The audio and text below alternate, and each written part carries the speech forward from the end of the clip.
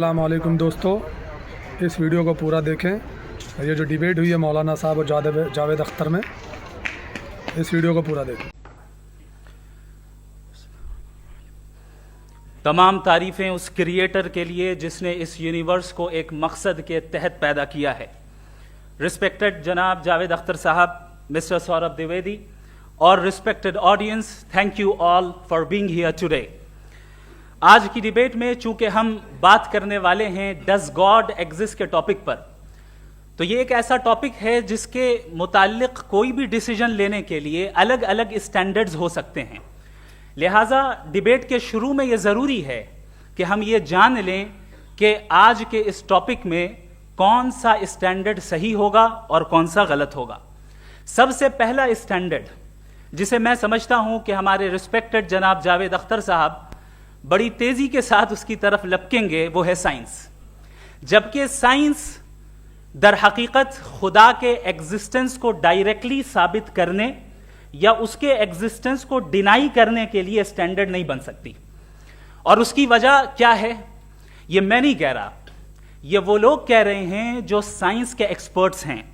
National academy of science कहती है science doesn't have the processes to prove और disprove the existence of God. Why? क्योंकि science का ताल्लुक एम्पेरिकल एविडेंस से है और एम्पेरिकल एविडेंसेस का ताल्लुक हमारे नेचुरल और फिजिकल वर्ल्ड से है, जबकि गॉड नॉन फिजिकल और सुपर नेचुरल रियलिटी है।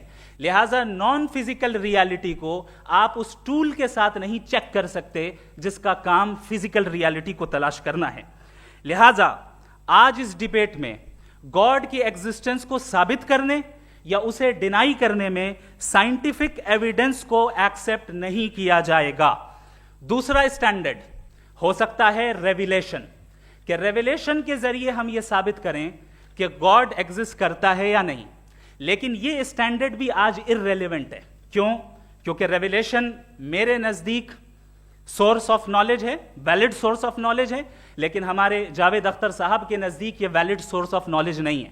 लिहाजा आज की डिबेट में मैं एक भी एविडेंस किसी भी मजहबी स्क्रिप्चर से नहीं दूंगा ताकि जावेद अख्तर साहब के लिए वो अनएक्सेप्टेबल ना हो। तीसरा जो मेयार हो सकता है वो है ऑब्जर्वेशन, कि भाई कोई कहे कि हमें खुदा दिखाओ, अगर है तो दिखाओ, या ये कि खुदा के एग्जिस्टेंस पर एम्पेरिकल एविडेंस दो, तो यह है दर हकीकत गलत टूल का इस्तेमाल करना। यह ऐसा ही है कि जावेद साहब मुझसे यह मुतालबा करें कि मुफ्ती साहब आप मेटल डिटेक्टर के जरिए प्लास्टिक डिटेक्ट करके दिखाएं। अब चूंकि प्लास्टिक डिटेक्ट नहीं हो पा रही है, लिहाजा plastic does not exist. No, you are using the wrong tool. इस टूल से प्लास्टिक को डिटेक्ट नहीं किया जाता। लिहाजा मैं समझता हूं कि गॉड के एग्जिस्टेंस पर एम्पेरिकल एविडेंस का मुतालबा करना एक बचकाना मुतालबा है, और हमारे रिस्पेक्टेड जनाब जावेद अख्तर साहब इस स्टेज से अब बहुत आगे निकल चुके हैं। अब बचता है एक ही स्टैंडर्ड, और वो स्टैंडर्ड है अक्ल, लॉजिक, रीजनिंग। और यही वो स्टैंडर्ड है जिसके तहत गॉड की एग्जिस्टेंस को साबित किया जाएगा या गॉड की एग्जिस्टेंस को डिनाई किया जाएगा।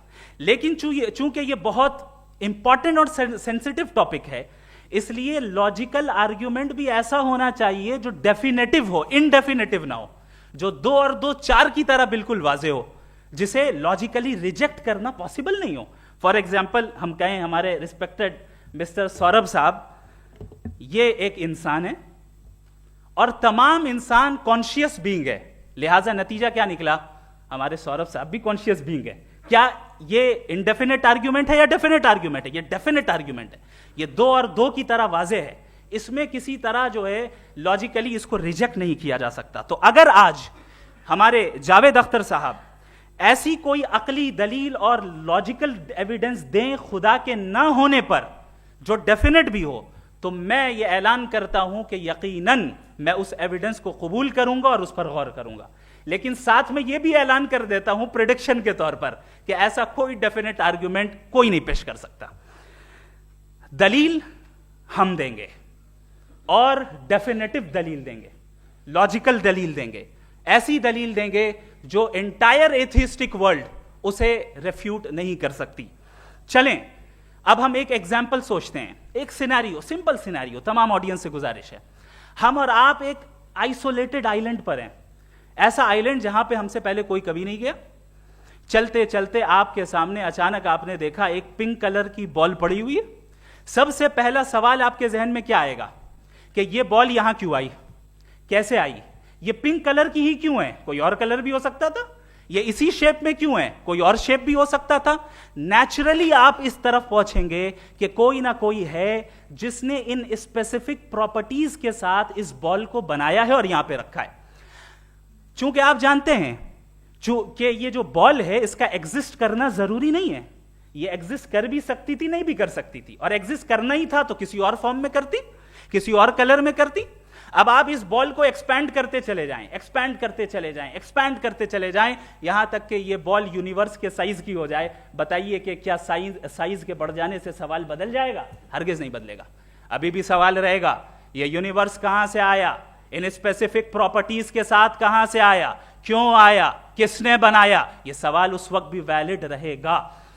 लेकिन यह सवाल अगर हम जनाब जावेद अख्तर साहब से करें तो चूंकि इनका वर्ल्ड व्यू एथिस्टिक है, और सिर्फ इनका नहीं, मतलब जितने भी एथिस्ट हैं और एथिस्टिक वर्ल्ड व्यू को रखने वाले से अगर आप ये सवाल करें कि ये यूनिवर्स कहां से आया, तो इनका जवाब या तो आर्ग्यूमेंट फ्रॉम इग्नोरेंस होगा या डॉगमेटिक होगा।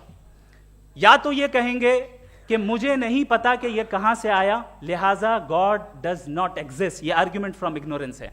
या ये कहेंगे कि ये यूनिवर्स खुद ब खुद बन गया, इसका मतलब ये है कि उस बॉल को भी खुद ब खुद बन जाना चाहिए, लेकिन बॉल के ताल्लुक से ये एक्सप्लेनेशन एक्सेप्ट नहीं की जाएगी कि ये खुद ब खुद बन गई, लेकिन यूनिवर्स के ताल्लुक से कर दिया जाएगा। इसे हम दूसरे अल्फाज में डॉगमा भी कह सकते हैं।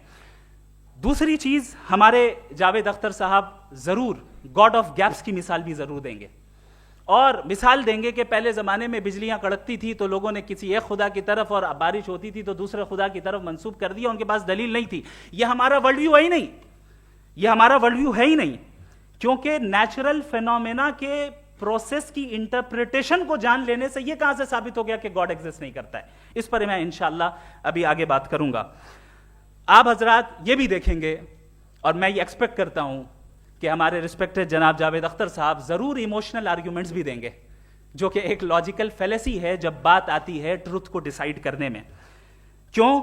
मिसाल के तौर पर वो कहेंगे कि अगर गॉड है तो ईविल क्यों एग्जिस्ट करता है, जबकि मैं कहता हूं ईविल का एग्जिस्ट करना गॉड के एग्जिस्ट करने की दलील है, उसके खिलाफ नहीं है। चूंकि अगर गॉड है तो हम सब उसके सामने अकाउंटेबल हैं, और अगर हम अकाउंटेबल हैं तो अकाउंटेबिलिटी के लिए ईविल का मौजूद होना जरूरी है, उसके बगैर हम अकाउंटेबल नहीं हो सकते। और अगर हम अकाउंटेबल नहीं हैं तो हम जनाब जावेद अख्तर साहब से पूछेंगे कि आप बताएं कि फिर सफरिंग इस दुनिया में क्यों है, अगर खुदा नहीं है तो सफरिंग क्यों है, और उन लोगों के जज्बे का क्या जिनके अंदर सफरिंग के बाद इंतकाम लेने का जज्बा पाया जाता है और वो इस दुनिया से ऐसे ही चले गए, क्या उनकी सारी तकलीफें बेकार चली जाएंगी?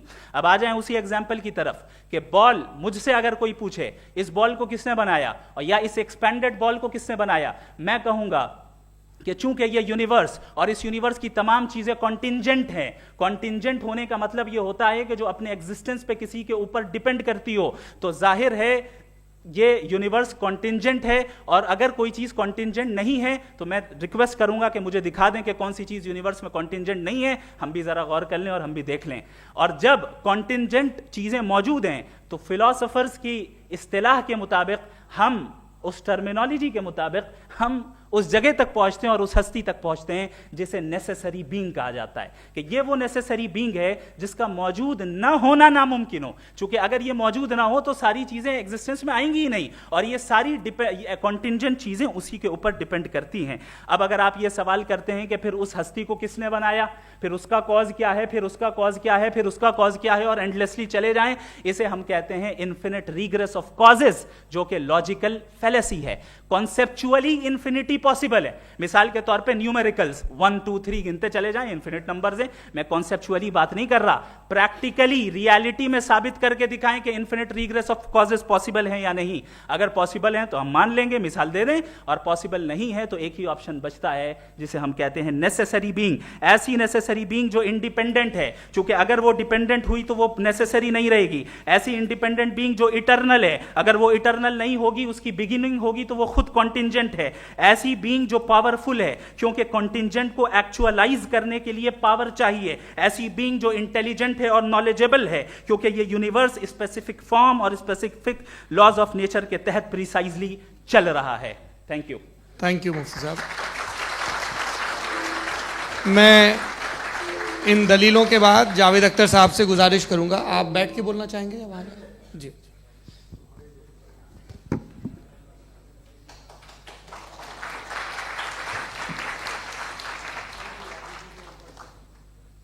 पहले तो मैं मुफ्ती साहब को एक अच्छी खबर देना चाहूँगा कि मेरी नॉलेज साइंस के बारे में बड़ी मामूली है, तो आप फिक्र ना करें उसकी, लेकिन कुछ कॉमन सेंस है मुझ में।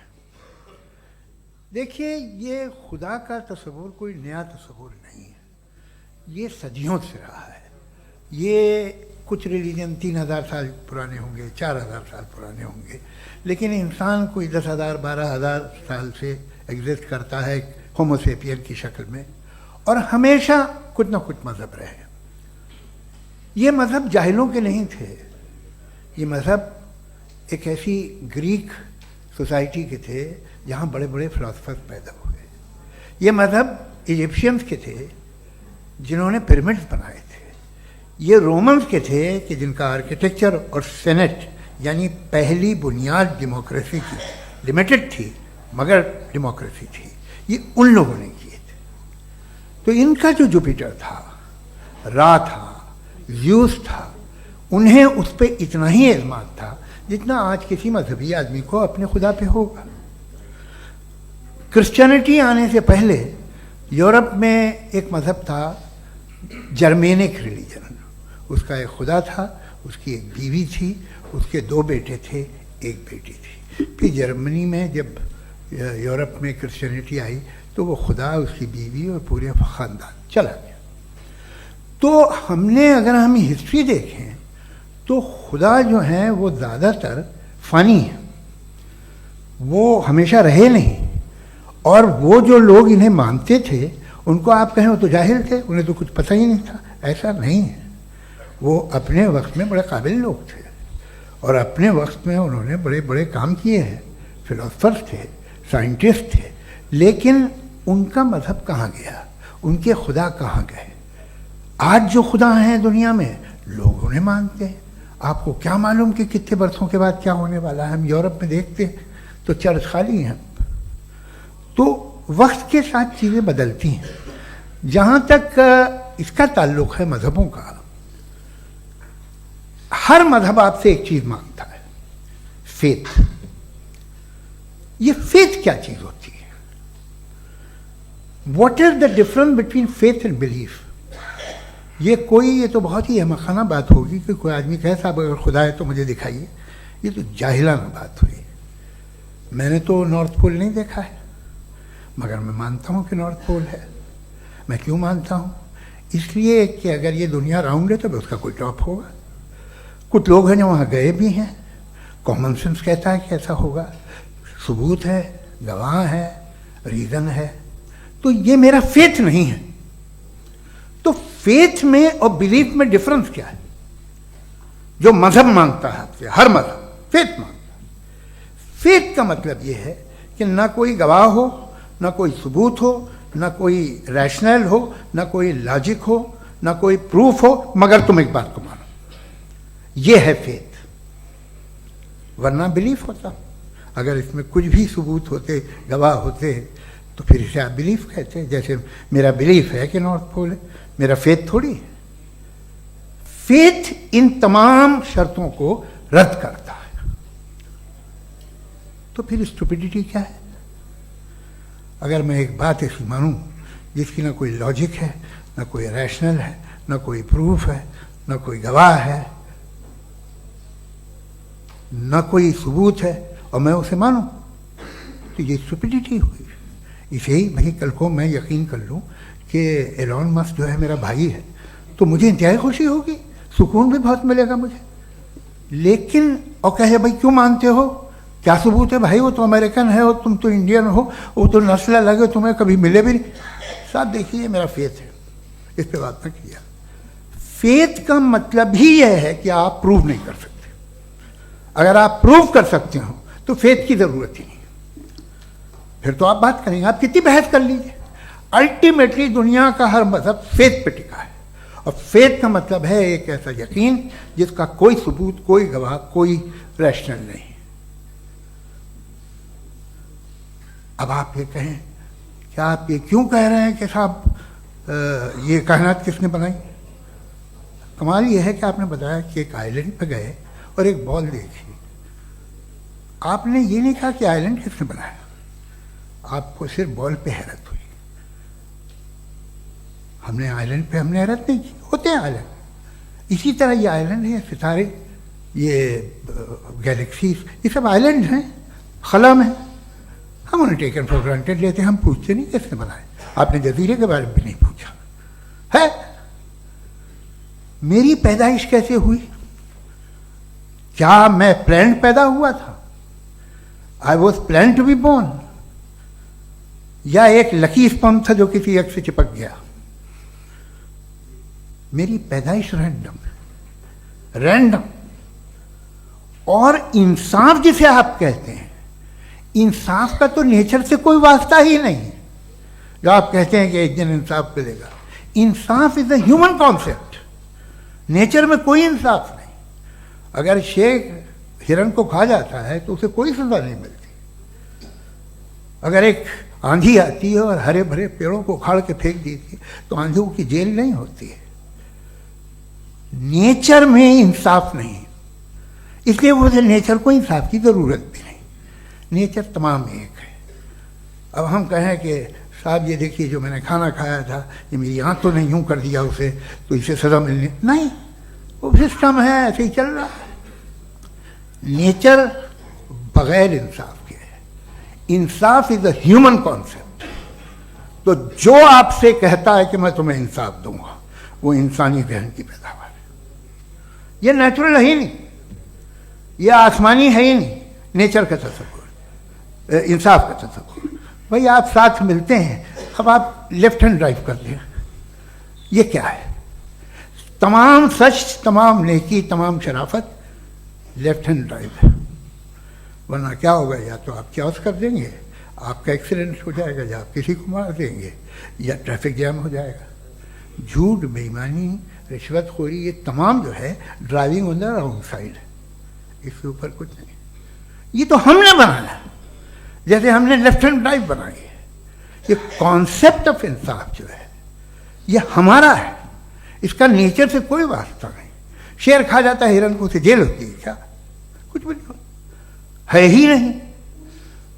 तो ये जो दुनिया के रिलीजन प्रॉमिस करते हैं आपसे इंसाफ, इसी से मालूम होता है कि ये मैन मेड है। ये तसव्वुर कहीं और का है ही नहीं।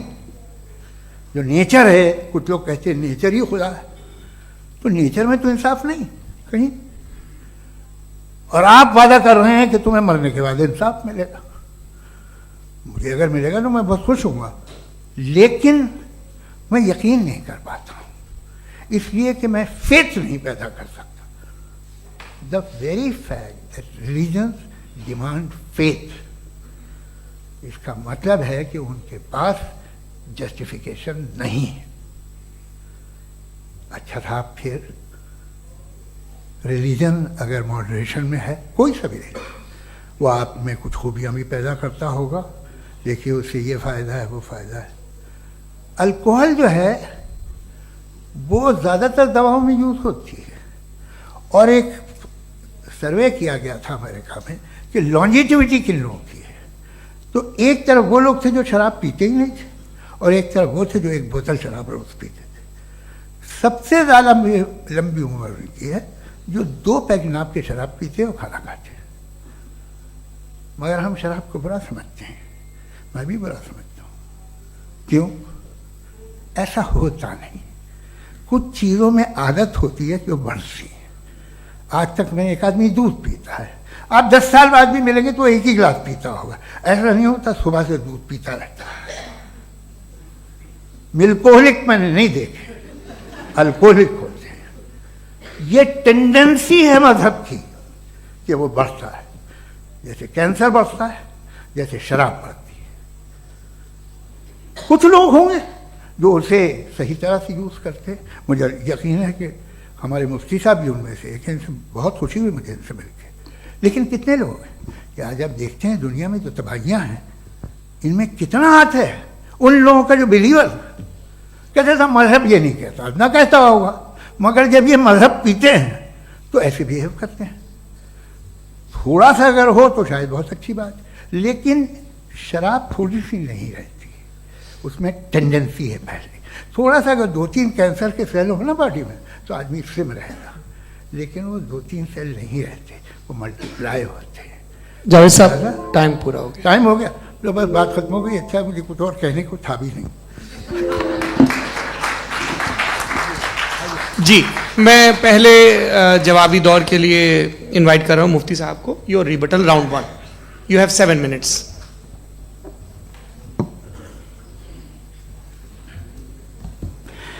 Thank you very much Javed साहब। आपकी बात को सुनकर बड़े महजूज हुए हम लोग। महजूज, do you understand? We enjoyed. Okay, अब थोड़ा सा लॉजिकली उसको हम लोग देखते हैं। दरअसल हम लोगों ने कल गुजारिश की थी मुफ्ती साहब से भी, जावेद साहब से भी, कि हिंदुस्तानी ज़बान आम फहम सबको समझ में आ जाए, और जहां कहीं आप मुश्किल शब्द इस्तेमाल करें वहां बताते भी चलें। Thank you. तो सबसे पहले हमारे रिस्पेक्टेड जावेद साहब ने हवाला दिया कि खुदा फानी है। कितने मजहब आगे चले गए, किसी ने जुपिटर को खुदा माना, किसी ने किसी को माना। मैं कहता हूं जिसने कॉन्टिंजेंट चीज को खुदा माना, गलत माना, वो खुदा ही नहीं, वो खुदा ही नहीं है। हम तो नेसेसरी बीइंग को साबित करने बैठे हैं, वो नेसेसरी कॉज जो इटरनल है, जो अबदी भी है और अजली भी है। हम किसी और को साबित करने नहीं बैठे। दूसरी चीज उन्होंने कहा कि फेथ एंड बिलीफ, ये एक ऐसी डेफिनेशन है फेथ की जो इन्होंने पहली मर्तबा पेश की है, या माफ कीजिएगा इन्होंने पहली मर्तबा पेश नहीं की है, रिचर्ड डॉकिंस ने पहली मर्तबा पेश की है। मुझे मालूम है ये सोर्स कहां से है। एपिस्टेमोलॉजिकली फेथ और बिलीफ का फर्क आप इस तरह नहीं कर सकते सर। फेथ सही भी होता है, गलत भी होता है। बिलीफ सही भी होता है, गलत भी होता है। जो लॉजिक, रीजन और एविडेंस से बैक्ड होगा वो फेथ सही होगा। और आप जिस फेथ की बात कर रहे हैं कि इलॉजिकल है और उसके पीछे नहीं है, तो we are on the same page. हम नहीं मानते उस फेथ को। जो फेथ ऐसा हो जिसके पीछे कोई लॉजिक ना हो, एविडेंस ना हो, हम नहीं मानते। हम तो उस फेथ के कायल हैं जिसके पीछे लॉजिक हो और एविडेंस हो। तो बिलीफ सही भी होता है, गलत भी होता है, फेथ भी सही होता है और गलत भी होता है। तो आज फेथ और बिलीफ के डिफरेंस पे बात नहीं हो रही। आज आप चाहे फेथ एक्सेप्ट कर लें या बिलीफ एक्सेप्ट कर लें, आज ये बात होगी कि ट्रूथ क्या है। चाहे ट्रू बिलीफ सही है या ट्रू फेथ सही है, और फॉल्स फेथ क्या है और फॉल्स बिलीफ क्या है, बात इस पे हो रही। दूसरी चीज इन्होंने पूछा स्टुपिडिटी फिर क्या है। अगर फेथ रिलीजन स्टुपिडिटी नहीं है तो और क्या है? चूंकि फेथ का मुतालबा करते हैं तो स्टुपिडिटी क्या है? मैं कहता हूं स्टुपिडिटी एथिज्म है। उसकी वजह यह है कि आप एक सड़क पे जा रहे हो और आप किसी गार्डन में जाएं और देखें वहां लिखा है फूलों के साथ I love Javed Akhtar, and I really do, I love you sir. So जब आप वहां पर पहुंचे तो वहां पहुंचकर अब ये बताएं, क्या आप ये कहेंगे वाह व्हाट अ नेचुरल सिलेक्शन? ये क्या नेचुरल सिलेक्शन है? नहीं, ये प्रिसाइजली डिजाइंड है, इसके पीछे डिजाइनर है। लिहाजा अगर कोई एक ऐसी कॉमन सेंस की बात को कबूल नहीं कर रहा है कि यूनिवर्स जो इतने प्रिसाइजली काम कर रहा है, हम कह दें कि खुद ब खुद बन गई, मैं समझता हूं इससे बड़ी स्टुपिडिटी और कुछ नहीं है। ये इरैशनल चीज है। फिर हमारे सर ने कहा कि आपने बॉल पे फोकस किया, आइलैंड पे फोकस नहीं किया। अरे आइलैंड को किसने बनाया यही समझाने के लिए तो बॉल की मिसाल दे रहा हूं। और बॉल भी कॉन्टिंजेंट है, आइलैंड भी कॉन्टिंजेंट है, दोनों नेसेसरी बीइंग का मुतालबा करते हैं। आगे इन्होंने कहा कि नेचर में कोई इंसाफ नहीं है। हम डिसाइड करते हैं कि मोरालिटी क्या होती है, इंसाफ क्या होता है। हम डिसाइड करते हैं, जैसे ड्राइविंग सीट में ट्रैफिक वाला, ये तो किसी खुदा ने नहीं कहा, ये है, इसे कहते हैं फॉल्स इक्विवेलेंस। ये एक लॉजिकल फेलेसी है। आपने जो है मिसाल दी ड्राइविंग की और ट्रैफिक की, ये सब्जेक्टिव मोरालिटी है। आप सब्जेक्टिव मोरालिटी को मिसाल बनाकर ऑब्जेक्टिव मोरालिटी के ऊपर नहीं थोप सकते। इंसाफ ही ऑब्जेक्टिव मोरालिटी। अगर आप ये कहते हैं कि नेचर में इंसाफ नहीं है, तो इंसाफ का न होना ये नेचुरल हुआ, तो फिर नेचर को नेचर रहने दे, क्यों हम इतना स्ट्राइव कर रहे हैं दुनिया में इंसाफ लाने के लिए? ये तो इलॉजिकल बात है, इरैशनल बात है। इसलिए बहुत सी चीजें ऐसी हैं जो ऑब्जेक्टिवली जो है इविल या गुड हैं, और बहुत सी चीजें ऐसी हैं जो सब्जेक्टिवली हैं। सब्जेक्टिवली जो मोरल होता है या इमोरल होता है, उसको हम सोशल कंसेंसस से या पर्सनल प्रेफरेंस से डिसाइड करते हैं। लेकिन जो ऑब्जेक्टिव मोरालिटी है, जिसमें इंसाफ आया, जो इन्होंने बार बार रिपीट किया, ये ऑब्जेक्टिव है, सब्जेक्टिव नहीं है। अगर आप कहते हैं ये सब्जेक्टिव है, तो मेरा सवाल आपसे ये है, क्या सोशल कंसेंसस के जरिए अगर जुल्म को सही करार दे दिया जाएगा तो आप जुल्म को जस्टिफाई करेंगे? दूसरी चीज, इन्होंने ये कहा कि 2 पैक शराब पी लें तो वो उतने पे नहीं रहता, बढ़ जाता है। यही मामला मजहब के साथ है। 2 पैक आप पी लें, बढ़ेगा। तो ये एक ऐसी मिसाल है, इसको कहीं भी फिट कर लें कि आप एथिज्म पे जब फिट करें, जब आप 2 पैक एथिज्म का लेंगे ना, तो वो बढ़ बढ़ के नॉर्थ कोरिया बनेगा। Thank you.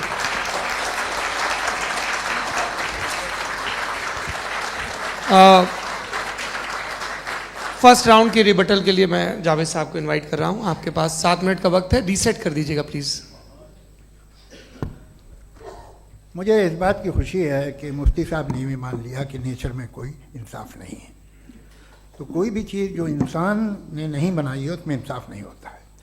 एक बात मैं आपसे अर्ज़ करूँ, जरा पता लगा लीजिएगा, ये जो आप बाग में जाते हैं बेहद खूबसूरत फूल देखते हैं ना, इनमें से कोई नेचुरल नहीं है। ये सारे फूल क्रॉस करके बनाए गए हैं। जो जंगल में फूल होते हैं नहायत मामूली होते हैं। ये फूल इंसानों ने बनाए हैं। जो आप बाग में देख के वाह वाह कहते हैं, ये इंसानों के बनाए हुए हैं। डिफरेंट फूलों को क्रॉस करके, डेवलप करके, फिर क्रॉस करके इस तरह से बनाए गए। नेचुरल फ्लावर नहीं। किसी जंगल वीरान में जाके आप गुलाब के फूल नहीं देखेंगे। ये सब बनाए हुए इंसान ने, बहुत से काम इंसान ने किए। बाकी है कि आपने मेरी एक बात का जवाब नहीं दिया, जिससे मुझे शिकायत है कि फेथ क्या है और आप फेथ मांगते क्यों हैं मुझसे?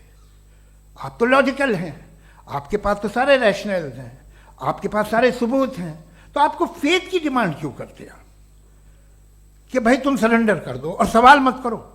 कोई मजहब सारे सवाल करने की इजाजत नहीं देता है और मना करता है कि ज़्यादा सवाल ना करो, बह जाओगे तुम। आप क्यों रोकते हैं? हकीकत यह है कि इंसानी तारीख क्या है। इंसानी तारीख ये है कि दुनिया में 2 तरह के लोग हुए हैं। एक वो जिन्होंने अपनी लाइल्मी की परस्तिश की है, दूसरे वो जिन्होंने अपनी इग्नोरेंस या लाइल्मी से झगड़ा किया है और मालूम किया है कि क्या है। ये जो आप कह रहे हैं, आज आप हैरान हैं कि भाई ये यूनिवर्स कैसे बनी। लोग हैरान थे कि सूरज डूबता है तो इधर से कैसे निकलता है। और आप एक कदम जाके हमेशा का मानने को तैयार है, एक कदम पीछे ही मान जाइए। भाई आप इसके बाद जाते हो, कहते सवाल ना करना कि ये कहाँ से आया, ये पावर तो हमेशा से हमेशा रहेगी। तो आप यूनिवर्स के बारे में मानने में क्या तकलीफ है? एक कदम पहले रुक जाइए। ये हमेशा से थी या नहीं थी, हमें मालूम नहीं है।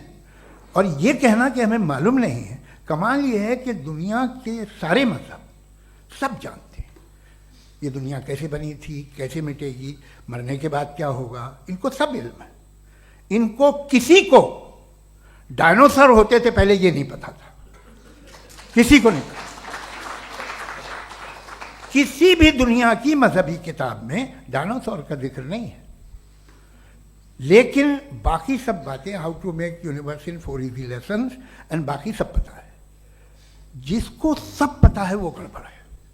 हम में ये इंकिसार, ये ह्यूमिलिटी होनी चाहिए कि हम ये कहें कि हमें ये बहुत सारी बातें नहीं मालूम, लेकिन हम उनकी परस्तिश ना करें, अपनी लाइल्मी को की परस्तिश ना करें, हम उसे पता लगाने की कोशिश करें। जिस दुनिया में आप बैठे हैं सर, ये हॉल जो है, ये इलेक्ट्रिसिटी जो है, ये माइक जो है, जिस हवाई जहाज से आप आए थे, वो जिस कार से आप यहाँ आए हैं, ये सब उन लोगों की बनाई हुई है जिन्होंने सवाल किए थे। ये दुनिया जिसमें आप आज आराम से हैं, ये उन लोगों की बनाई है कि जिन्होंने सवाल किए थे। और हर स्टेज पे इन सवालों को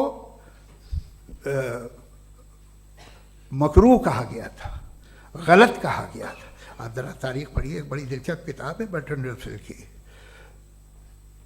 जिसमें उसने रिलीजन एंड साइंस कि कब से रिलीजन जो है साइंस के अगेंस्ट है, और हद तो ये है कि भाप के इंजन के खिलाफ थे, स्टीम इंजन के भी खिलाफ थे, और फतवे हुए उन पर, वेटिकन ने दिए। तो ये हमेशा, अभी जैसे ही ये राइट विंगर आते हैं अमेरिका में पावर में, तो वो जो अपना ये क्या बोलते हैं उसे, सीड क्या बोलते हैं, सीड क्या जो, हाँ नहीं सीड जो होते हैं जिन पे जी नहीं भाई, वो जो ह्यूमन बॉडी के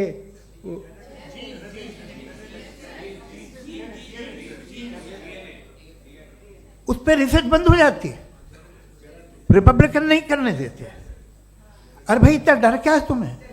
एक ज़माने में बहुत नाराज थे ये सारे मजहबी लोग कि ये इंसान तो इंसान बनाने की कोशिश कर रहा है। आपको क्या तकलीफ भाई, बना ले तो बना लेने दो, ये खौफ क्या है? और ये सब आज जो आप कह कर रहे हैं नामुमकिन है, ये कैसे हुआ? मुझे एक किस्सा याद आता है। जब मैं 6ठी क्लास में था तो मैं मैथमेटिक्स में बहुत वीक था, तो एक टीचर रख दिया गया, उसने 1 2 3 4 5 6 7 तो सिखा दिया मुझे। वो दिन मैं भूल नहीं सकता हूँ मुफ्ती साहब, जिस दिन उसने ये बताया कि 1/2 क्या होता है और 3/4 क्या होता है, मुझे ऐसा लगा कि मेरा सर बीच से फट जाएगा। ये आदमी कह रहा है कि जो दीवार के अंदर जाओ वॉक करते हुए। आज हंसता हूँ मैं इस बात पे। तो आज जो बातें आपके जहन से बिल्कुल परे हैं और आप हैरान होते उन्हें देख के, एक वक्त आएगा कि मामूली लगेंगे। और हुआ है, आपकी इंसानी तारीख ही है। इतनी जल्दी सारे फैसले आप मत कर लीजिए, थोड़ा ये ह्यूमिलिटी रखिए कि भाई ये हमें नहीं मालूम। ये कहने में क्या आ रहा है? ये यूनिवर्स कहाँ तक फैली, ये कब से है और कब तक रहेगी, हमें नहीं मालूम। आपने फैसला कर लिया कब बनी। ये आपके हिसाब से कोई 14 बिलियन ईयर बनी जो समझा जाता है। उससे पहले हजारों करोड़ों अरबों साल तक खुदा बैठा क्या कर रहा था? खामोश बैठा था, ऐसे ही जमाइयाँ ले रहा था। फिर उसे आइडिया आया, यार एक काम करते, वक्त अच्छा गुजर जाएगा, यूनिवर्स बनाते। सोचिए, वो तो हमेशा से है ना, मगर यूनिवर्स हमेशा से नहीं है, ये तो बनाई गई है। और उससे पहले क्या था, इनका क्या काम था? कैसी बात है, ये बड़ा आसान है। जो बात हमें आज धीरे धीरे पता चली है, बरसों 2000 और 2500 साल पहले आपको किसी ने बता दिया कि क्या था, आप मान गए, और तब से वही मान रहे हैं जो 2500 साल पहले कहा गया था। सब कुछ बदल गया है, सॉल्व हो रही हैं चीज़ें। अभी साइंस बिल्कुल दावा नहीं करती, या कोई फिलोसफर ये दावा नहीं करता कि हमें सब मालूम, बल्कि वो कहता है कि हमें जितना मालूम होता है उससे ये मालूम होता है कि हमें कितना कम मालूम। तो हम अपनी जहालत से लड़े, उसकी परस्तिश न करें। जी, टाइम है। Thank you so much. मैं तर्कों की श्रृंखला में राउंड 2 के लिए मुफ्ती साहब को आमंत्रित कर रहा हूँ। आपके पास एक बार फिर से 7 मिनट का वक्त है। शुक्रिया। जनाब जावेद अख्तर साहब कई मर्तबा दोहरा रहे हैं कि फेथ का मतलब बताइए, फेथ का मतलब बताइए। मैंने बता दिया, फेथ सही भी होता है, गलत भी होता है। और आज हम फेथ पे बात नहीं कर रहे, हम ट्रुथ और डज गॉड एग्जिस्ट पे बात कर रहे हैं। क्या डज गॉड एग्जिस्ट, ये ट्रुथ यानी गॉड है या नहीं है, इसमें से दोनों ट्रुथ क्या है। अब आप उसे फेथ कह लें, बिलीफ कह लें, नॉट माई बिजनेस। उसके बाद आपने कहा कि भाई सवाल करने से मजहब रोकता है। मैं कहता हूं जो रोकता है वो रोकता होगा, मैं नहीं रोकता, बल्कि सवाल करें, सवाल करना चाहिए। सवाल कर करके तो हम आगे बढ़ते हैं, तरक्की करते हैं, और इसीलिए मैं आज यहां पे आया हूं। लेकिन सवाल सिर्फ खुदा से नहीं होगा, आपसे भी होगा। सवाल एथिज्म से भी होगा, सवाल सिर्फ मजहब से नहीं होगा, सबसे होगा। और आज मैं सवाल करूंगा और उम्मीद है कि आप जवाब देंगे। अभी तक आपने वैसे कॉन्टिंजेंसी आर्गुमेंट का कोई जवाब नहीं दिया है। चलें, आपने कहा यूनिवर्स के बारे में इटर्नल क्यों नहीं बोल देते। ये चूंकि लॉजिकली पॉसिबल ही नहीं है कि यूनिवर्स इटर्नल हो। यूनिवर्स एक कॉन्टिंजेंट चीज है जो टाइम एंड स्पेस के पाबंद है, टाइम एंड स्पेस से बाउंड है। जो टाइम एंड स्पेस से बाउंड होगा वो कॉन्टिंजेंट होगा, जो कॉन्टिंजेंट होगा वो उसकी बिगिनिंग हुई होगी, जिसकी बिगिनिंग हुई होगी वो इटर्नल नहीं हो सकता। ये तो कॉमन सी बात है। आपने कहा कि किसी मजहबी किताब में डायनासोर का जिक्र नहीं है। अफसोस कि आज तक किसी मैथमेटिक्स के किताब में मुझे डायनासोर का जिक्र नहीं मिला। तो इसका मतलब मैथमेटिक्स की किताब बेकार है? नहीं, उसका वो टॉपिक नहीं है। रेवलेशन का और मजहबी किताबों का टॉपिक ये नहीं है कि आपको आके बताए साइकिल कैसे बनाते हैं, या आकर ये बताएं कि जो है डायनासोर कब था। वो तो मोरालिटी सिखाने आया है, गॉड के बारे में बताने आया, नॉन फिजिकल रियलिटी की हकीकत को सिखाने के लिए आया। रिलीजियन साइंस को रोकता है? नहीं रोकता। अगर रोकता है तो गलत करता है। रिलीजियन साइंटिज्म को रोकता है, जिसमें हमारे जावेद साहब मुब्तला है। साइंस और साइंटिज्म में फर्क है।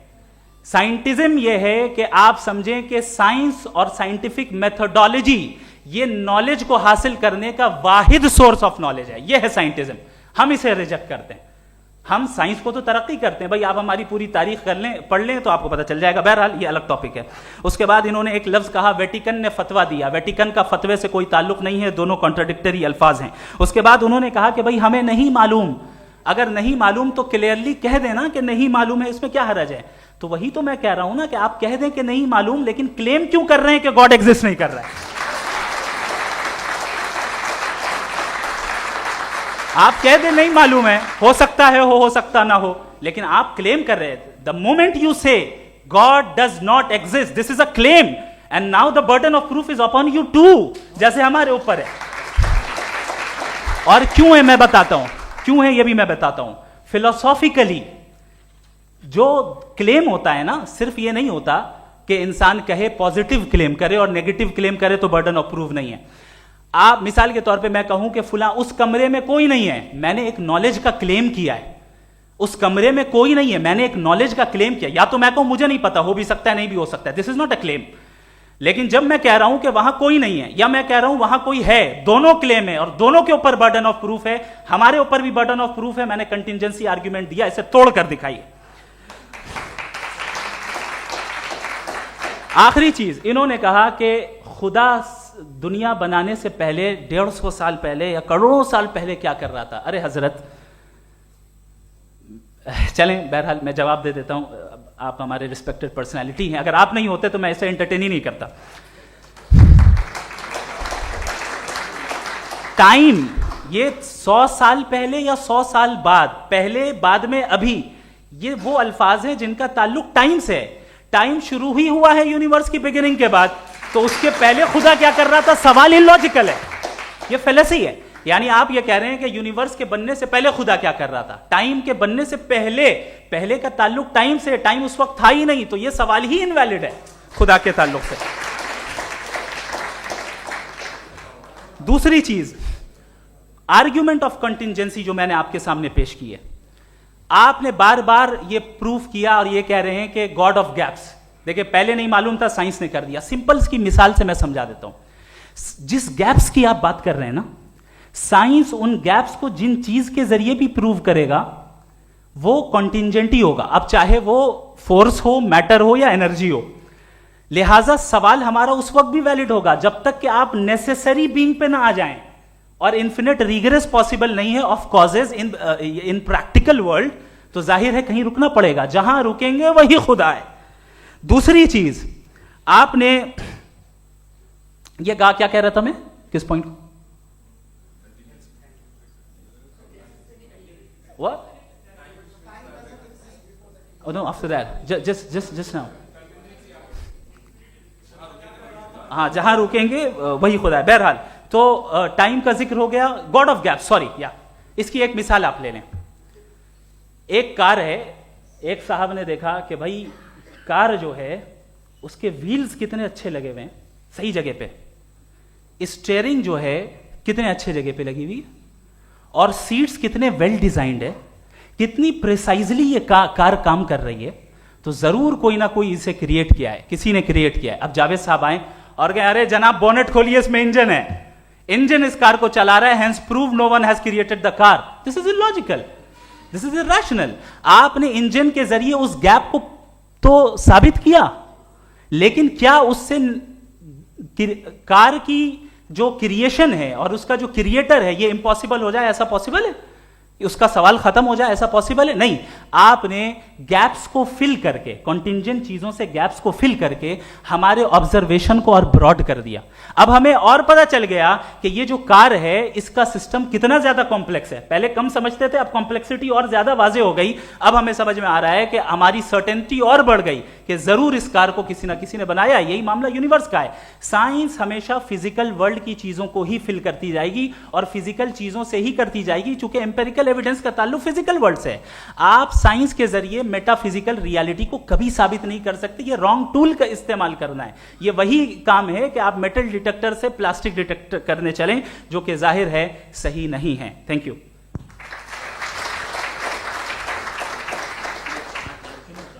जी, ये आर्ग्यूमेंट का राउंड 2 है। हाँ। 7 मिनट है। पहले तो मैं आपसे अर्ज करूं कि आपने कहा कि जब कायनात ही नहीं थी तो वक्त भी नहीं था, कुछ भी नहीं था। कैसे नहीं था? खुदा था। एक एग्जिस्टेंस तो था ना खुदा का।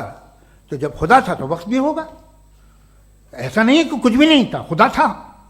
अच्छा, बाकी है कि आपने कहा साहब आप साबित कीजिए, आपके पास भी लॉजिक है, मेरे पास भी लॉजिक है। आप मेरा जिम्मेदारी नहीं है साबित करना कि खुदा है। बर्टन रसल ने एक बड़ी अच्छी बात कही। बर्टन रसल ने एक बड़ी अच्छी बात कही। मैं आपसे अगर ये दावा करूं कि एक चाय की केतली मरीख के चारों तरफ घूम रही है, मार्स के चारों तरफ, तो ये आपका काम नहीं है कि आप साबित करें कि कोई चाय की केतली नहीं है। ये मेरा काम है, मैंने दावा किया है। ये दावा तो मजहबी लोग करते हैं कि खुदा है। मैं क्यों साबित करूं कि नहीं है? जब तक आप मुझे कन्विंस नहीं कर देंगे मैं नहीं मानूंगा। आपकी जिम्मेदारी है, मेरी जिम्मेदारी नहीं है। दोयम ये कि ये जो आप कह रहे हैं, जो गैप्स हैं, ये गैप जब जब किसी मजहब को चैलेंज करते हैं, जब ऐसा कोई बात आती है तो हंगामा हो जाता है कि जब वो चैलेंज करें किसी फेथ को। ये तमाम साइंस जो है इसे मुख्तलिफ जगहों पे मुख्तलिफ वक्तों में मजहब ने रोकने की कोशिश की है। ये किताब है religion and science, Burton Russell की, पढ़िएगा, अच्छी लगेगी आपको। तारीख ही है साइंस, मजहब की साइंस से उसका यही रिश्ता है। अच्छा, अब ये हम सोचें कि बहरहाल ये वजूद जो है मजहब और ये बिलीव इन गॉड इंसान को बेहतर बना देता है। तो एक काम कीजिए, हिंदुस्तान वर्ल्ड का नक्शा लीजिए और मार्क कीजिए कि रिलीजन कहाँ कहाँ ज़्यादा है, कहाँ कहाँ, चाहे वो लैटिन अमेरिका हो या मिडल ईस्ट हो या फार ईस्ट हो या हिंदुस्तान के वो इलाके जहाँ मजहबियत ज़्यादा है। रख दीजिए नक्शा अलग। अब दूसरा नक्शा कि कहाँ कहाँ नाइंसाफ़ी, रिप्रेशन, औरतों के हुकूक की पामाली, जुल्म, डिक्टेटरशिप कहाँ है। नक्शा एक ही होगा। तो आप मुझे बताएं कि जो इसका तरकीब इस्तेमाल क्या है। खुदा का तरकीब इस्तेमाल तो बताइए। आप छोटी सी दवा सड़क पे बेचते हैं, उसकी भी तरकीब इस्तेमाल बताते हैं। इसके इस्तेमाल से तो फ़ायदा नहीं हुआ किसी को। जो सारे के सारे ख़राब मुल्क हैं, ख़राब समाज है, वो सारे जुल्म खुदा के नाम पे करते हैं। वो गलत करते हैं, सही करते हैं, मुझे क्या लेना देना उससे। इस्तेमाल से मालूम होता ना। एक विस्की की बोतल कभी शायद देखी हो आपने, लाल रंग की होती है, उस पर रोशनी और छपड़ा इंतहाई खूबसूरत लगती है। क्या बिगाड़ रही है किसी का? उसका इस्तेमाल गलत है, इसलिए आप उसे नापसंद करते हैं। इसका इस्तेमाल गलत है, इस तसव्वुर का इस्तेमाल ही गलत है और हमेशा से गलत हुआ है। आप देख लीजिए, इंसानी तारीख देख लीजिए, आज देख लीजिए, हिंदुस्तान देखिए, दुनिया देख लीजिए, क्या हो रहा है। इसे कैसे इस्तेमाल कर रहे हैं फेथ वाले लोग? क्या फेयर हैं, जस्ट हैं, जो अपने खुदाओं पे यकीन रखते हैं? वो किस तरह के लोग हैं? वो लोगों को इंसाफ देते हैं, वो बेहतर इंसान बने। तो इस दवा का फ़ायदा क्या है? चलो बहुत फ़ायदा हो रहा तो मैं इस्तेमाल कर लूँगा। मुझे तो इस दवा का कोई फ़ायदा दिखता ही नहीं। मुझे तो ऐसा लगता, मैं एक और बात बताऊं, अगर कोई आदमी मजहबी है और अच्छा आदमी है तो मैं उसकी बहुत इज्जत करता हूँ, इसलिए कि मेरा ख्याल है मजहबी आदमी का अच्छा होना मुझसे अच्छा होने से ज़्यादा मुश्किल है। भाई हर चीज़ की एक लिमिट है। आप इतना भाग सकते हैं, इतना नहीं भाग सकते, इतना वजन उठा सकते, इतना नहीं उठा सकते, इतना दूर देख सकते हैं, इतना दूर नहीं देख सकते। उसी तरह कॉमन सेंस कहता है कि आप में नेकी का भी एक कोटा होगा। अब आप अगर सुबह जाते हैं अपनी इबादत गाह और इबादत करते हैं तो बाहर निकलते हैं तो आप तो यही महसूस करते हैं कि आपने एक बहुत अच्छा काम किया, आपकी नेकी का एक बहुत बड़ा कोटा खर्च हो गया जिससे किसी का कोई फ़ायदा नहीं हो। मैं तो नहीं जाता हूँ तो मुझे तो किसी को खाना खिलाना पड़ेगा, किसी बेवा की मदद करनी पड़ेगी, मैं अपना कोटा कैसे कंज्यूम करूँ? आप अपना कोटा सारे मजहबी लोग इंतहाई यूजलेस कामों में यूज़ करते हैं, उसके बाद भी अगर आप में बच्ची है थोड़ी सी शराफत तो भाई वाह क्या बात है।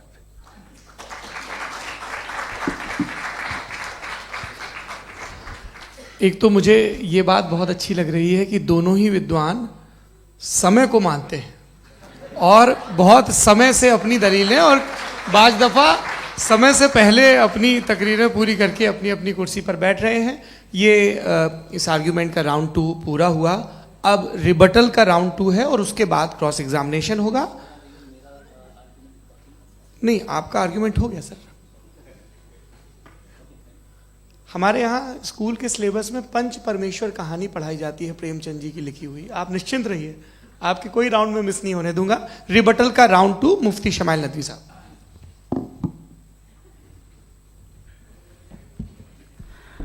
असल में जो हकीकी प्रॉब्लम है, असल प्रॉब्लम है वो ये है कि जावेद साहब के पास कॉन्सेप्ट ऑफ गॉड क्लियर नहीं है। इन्होंने कहा कि कायनात से पहले खुदा तो था, तब भी तो टाइम होगा। ये टाइम कायनात का हिस्सा है। हम खुदा, उस खुदा को मानते हैं नेसेसरी बीइंग का टाइमलेस होना जरूरी है, चूंकि वो टाइम का क्रिएटर है। जब उसने टाइम को क्रिएट किया तो वो खुद टाइम पे कैसे होगा? उसने जब स्पेस को क्रिएट किया तो खुद स्पेस में कैसे होगा? अगर वो टाइम एंड स्पेस को पहले से ही उसका पाबंद है तो फिर किस चीज को उसने क्रिएट किया? लिहाजा ये सवाल गलत है कि खुदा था तो टाइम होगा। बिल्कुल नहीं, टाइम के पाबंद हम हैं, खुदा नहीं है। हम फिजिकल वर्ल्ड से ताल्लुक रखते हैं, वो मेटाफिजिकल रियलिटी है। दूसरी चीज इन्होंने मिसाल दी कि चाय की केतली हवा में घूम रही होगी, और पता नहीं शायद वो बर्टन रसल का उन्होंने हवाला दिया। बहरहाल यही प्रॉब्लम है। प्रॉब्लम यही है कि हम चीजों के दरमियान डिफरेंशिएट नहीं कर पाते हैं। ये जो आपने मिसाल दी ये इमेजिनेशन है, और मैं जो साबित कर रहा हूं वो लॉजिकल नेसेसिटी है। आप इमेजिन करने आए तो कुछ भी करें, जुपिटर में पिंक एलिफेंट होगा, यूनिकॉर्न होगा, करें, उससे कायनात पे क्या फर्क पड़ता है? उससे आप लॉजिकल नेसेसिटी साबित नहीं कर सकते। मैं तो उस प्राइम कॉज की बात कर रहा हूं, उस नेसेसरी बीइंग की बात कर रहा हूं जिसके बगैर इस कायनात का एग्जिस्टेंस मुमकिन नहीं है। दूसरी चीज, मजहब को साइंस चैलेंज करती है वगैरह वगैरह, ये हमारा टॉपिक ही नहीं है।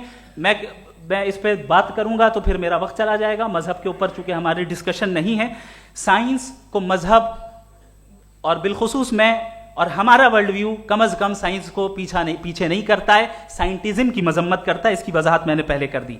दूसरी चीज इन्होंने कहा वर्ल्ड का नक्शा लीजिए, वर्ल्ड मैप लीजिए, 2 अलग अलग जगह की। हजरत, मैंने ये होमवर्क किया था और मैंने मिडिल ईस्ट का एक नक्शा लिया और यूरोप का एक नक्शा लिया, ये मजहबी इलाका और ये लिबरल और एथीस्ट इलाका।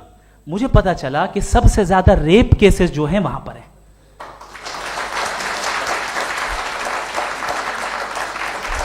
मुझे ये पता चला यूएन की रिपोर्ट के मुताबिक, मैं ये अपने घर से नहीं लेके आ रहा, कि जो वर्किंग वुमेन है यूरोपियन कंट्रीज में, उसमें 81% वुमेन सेक्सुअल हैरेसमेंट का वर्क में शुमार हो रही है। ये मिडिल ईस्ट में नहीं हो रहा है, वो मजहबी लोग हैं इसलिए नहीं हो रहा है। दूसरी चीज, आपने ये कहा कि मजहबी आदमी का अच्छा होना हमारे अच्छे होने से बहुत मुश्किल है, बहुत मुश्किल है। तो इसका मतलब यह है कि गॉड के अलावा आपके पास अच्छे और बुरे का कोई स्टैंडर्ड है। मैं चाहूंगा कि कन्वर्सेशनल स्टाइल वाली डिस्कशन और सेगमेंट पे इसी पे बात कर लेते हैं। Thank you very much.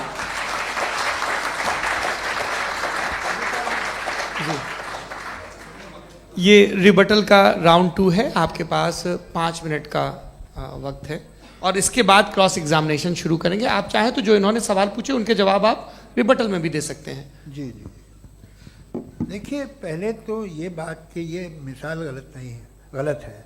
इन्होंने पहले ही हमको डिसार्म कर दिया, कह लिया अकल से मामला सॉल्व नहीं हो सकता, लॉजिक से आप पहुंच नहीं सकते। ये एक मेटाफिजिकल चीज़ है। मेटाफिजिकल अजीब सा लफ्ज़ है, ठीक से किसी को माने नहीं मालूम इसके, तो ऐसा लगता है कुछ बड़ी चीज़ है।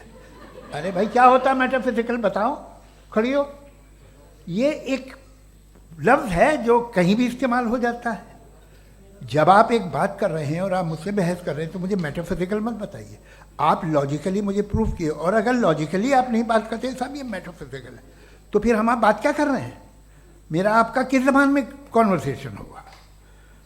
और ये कहना कि वक्त पहले नहीं था, तो फिर क्यों कहते हैं ये हमेशा से और हमेशा रहेगा?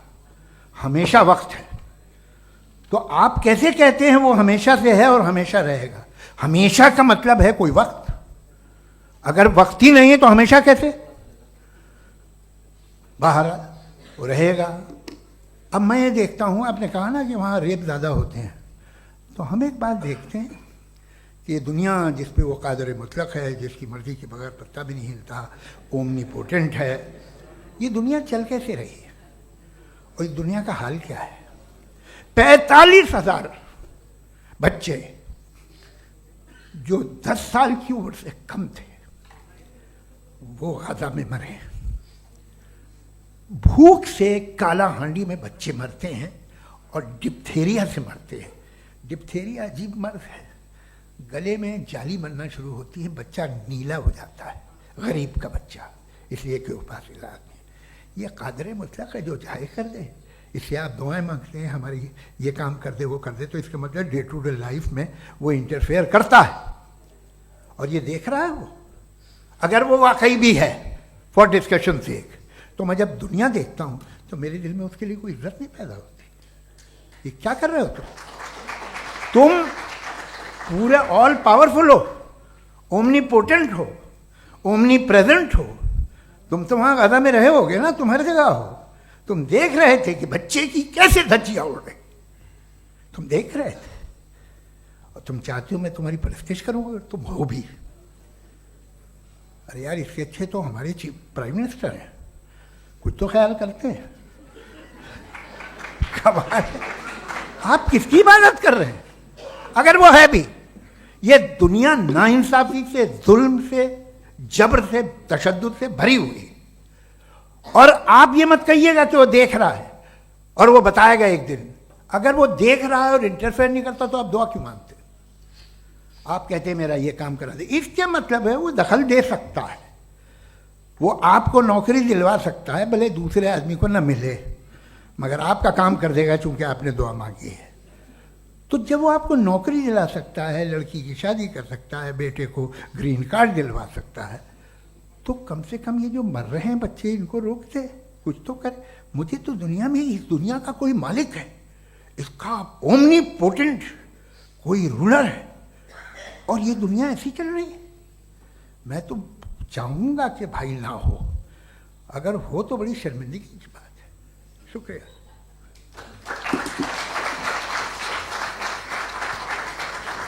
देवियों और सज्जनों, इस बहस के 2 राउंड और 2 रिबटल पूरे हो चुके हैं। अब सबसे ज़रूरी और सबसे मुश्किल राउंड शुरू हो रहा है, क्रॉस एग्जामिनेशन का। अब इन विद्वानों की सज्जनता की एक परख भी होगी और वक्त हमने 16 मिनट का तय किया है। पहला सवाल आप पूछना चाहेंगे? जी बिल्कुल। पहले बोले भी आप माइक ले लीजिएगा हाथ में, ये नीचे से ऑन जी। मैं बोलता हूँ, ये डायस हटा सकते हैं क्या हम थोड़ा क्विकली? डायस पीछे कर दीजिए बस थोड़ा सा, है, ताकि ये जो दाएं बाएं लोग बैठे हैं, इसे हटा ही दीजिए। अब हम वहाँ तो जाने वाले नहीं, आराम से आराम से दोनों तरफ से हटा दीजिए।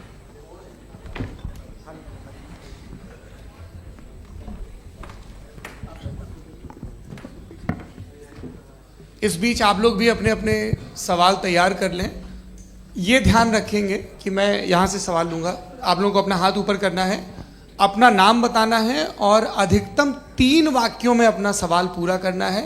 कई लोग सवाल की जगह भाषण देने लगते हैं, उससे आज बचना है। जी मुफ्ती साहब, पहला सवाल आपका, 16 मिनट हैं, हम दोनों लोगों के सवाल लेंगे। जी जी बहुत शुक्रिया। आपकी जो अभी बात हुई बहुत अहम थी, मैं इसको चाहूँगा कि आगे डिस्कस करूँ, लेकिन चूँकि अभी ये वो सेगमेंट है क्रॉस एग्जामिनेशन, तो सबसे पहला सवाल आपसे ये है कि जो मैं इतनी देर से कॉन्टिंजेंसी आर्ग्यूमेंट आपको बता रहा था, ये अकल से ही बता रहा था हजरत, आप ये बताएं कि आप इन्फिनिट रिग्रेस ऑफ कॉजेस को पॉसिबल मानते हैं या नेसेसरी बीइंग के एग्जिस्टेंस को सही समझते हैं, क्योंकि दो ही ऑप्शन हो सकता है, आप ये बताएं। देखिए, आपको मैं ईमानदारी से बात करूं, एक तो मैं कॉन्टीजेंसी वर्ड ठीक से समझता नहीं, और इस वक्त भी जो आपने अंग्रेजी के अल्फाज इस्तेमाल किए वो ज़रा थोड़े से मुझे डिफ़िकल्ट और कॉम्प्लिकेटेड लगे, तो आप ज़रा सिंपल ज़बान में सवाल कर सकते हैं। बिल्कुल कर सकता हूँ। जी, यूनिवर्स की हर चीज कॉन्टिंजेंट होने का मतलब यह है कि वो अपने एग्जिस्टेंस में किसी के ऊपर डिपेंडेंट है। जो भी चीज डिपेंडेंट होगी वो चीज इंडिपेंडेंट नहीं हो सकती, तो उसका कोई ना कोई कॉज होगा। तो अब आप क्या समझते हैं कि ये इन्फिनिट रिग्रेस है, यानी कॉज पर कॉज, कॉज पर कॉज, कॉज पर कॉज, और कभी कोई यानी ये एंडलेसली चलता रहा? क्योंकि अगर ऐसा होगा तो हम तो एग्जिस्टेंस में आते ही नहीं। लॉजिकली ये मुत्तफक अलैह चीज है, मुत्तफक अलैह, अग्रीड अपॉन। ओके, इस पे हमने एग्री किया था कि मुश्किल शब्द आएगा तो अर्थ बताना पड़ेगा। तो इन्फिनिट रिग्रेस तो पॉसिबल नहीं है, तो कहीं ना कहीं आपको रुकना पड़ेगा ऐसे नेसेसरी बीइंग पर। नहीं, कोई ज़रूरत नहीं रुकने की। किसने कहा आप रुकना पड़ेगा? आप रुकते हैं खुदा पे, आप नहीं रुकते। आप कहते हैं वो हमेशा से, जब उस वक्त से है जब वक्त नहीं था। आप कहाँ रुकते हैं कि अब हुआ था वो? आप नहीं कहते। हम क्यों नहीं मान सकते कि यूनिवर्स जो है और बल्कि मल्टीवर्सेस जो है वो हमेशा से हैं, वो बनती है, सब बिगड़ती contingent है। एक हमारे यहाँ एक चीज़ है, ब्लैक होल, वो समेट लेता है वापस, फिर ब्लास्ट होता है, फिर फैल जाता है। और इसमें हमारी तो खैर कोई औकात ही नहीं है। इंसान की एक छोटे से ज़र्रे पे हम 50-60 साल की उम्र रखते हैं, जो करोड़ों अरबों साल की कायनात है उसमें, और पैदा भी नहायत ही बेहुदा वजह से हुए थे। तो इसमें ये सोचना कि इसकी वजूहात और ये क्यों है, ये डिपेंडेंट है, ये हम देख रहे हैं, क्या मालूम। आप सोचिए कि ये जो फैल रही है कायनात, ये कहाँ फैल रही है, ये कहाँ जा रही है, और ये फैल क्यों रही है? अरे बना ली थी तुमने, रुको भैया, काफ़ी है। ये फैल क्यों रही है? ये और कौन सी कायनात जिसे मैं दूरबीन से देखता हूँ तो 2 बिलियन लाइट ईयर पे है, उससे मेरा कोई वास्ता ही नहीं है। 2 बिलियन ईयर यानी अगर मैं 80,000 माइल्स पर सेकेंड से चलूं तो 20 करोड़ साल में वहां पहुंच जाऊंगा। इसकी ज़रूरत क्या थी? ये दुनिया, ये कायनात तो इंसान अशरफुल मखलूक़ात के लिए बनाई गई ना। तो ये सब ये टर्म समझ में नहीं आया। इसमें कोई ख़ास समझने वाली बात थी भी नहीं। ये जो अल्टीमेट कहा यह जाता है कि ये जो पूरी यूनिवर्स है, ये जो दुनिया है, ये इंसान के लिए बनाई गई। अच्छा, ये सब इंसान के लिए। क्यों साहब, सही है ना? बिल्कुल, लेकिन इसका ये मतलब नहीं कि किसी चीज के पीछे रीजन आपको नहीं पता तो रीजन नहीं है। इसे कहते हैं नहीं, from limited perspective। मुझे नहीं पता, लेकिन मेरी जिम्मेदारी नहीं है। वो बिल्कुल सही कहा था उसने, बर्टन रसल ने। आपने उसे मजाक में टाल दिया कि भाई आप एक दावा कर रहे हैं, मैं क्यों कहूं कि ये गलत है दावा? आप प्रूफ कीजिए, मेरे पे जिम्मेदारी ही नहीं है, मैंने थोड़ी कहा है। आप प्रूफ कीजिए कि ये सही है। आप आर्ग्यूमेंट ऑफ कंटिजेंसी आप का जवाब कोई ही नहीं दे सवाल रहे हैं। पूछना चाहेंगे? है? आप सवाल पूछना चाहेंगे मुफ्ती साहब से? क्योंकि ये क्रॉस एग्जामिनेशन का दौर है। आप जैसे पहले बोल रहे थे फेथ को लेके कुछ। मैं ये पूछना चाहूँगा कि खुदा ने जो भी रेवोल्यूशन किए हैं, एक मज़हब के नहीं बहुत से मज़हबों में किए हैं, अलग अलग रेवोल्यूशन है। कहीं कुछ एक बातें हैं, कॉन्ट्रडिक्शन भी है आपस में। कहीं कुछ आप कर सकते हैं, कहीं कुछ नहीं कर सकते। ऐसा नहीं है कि सबकी कोड ऑफ मॉरल एक है। तो ये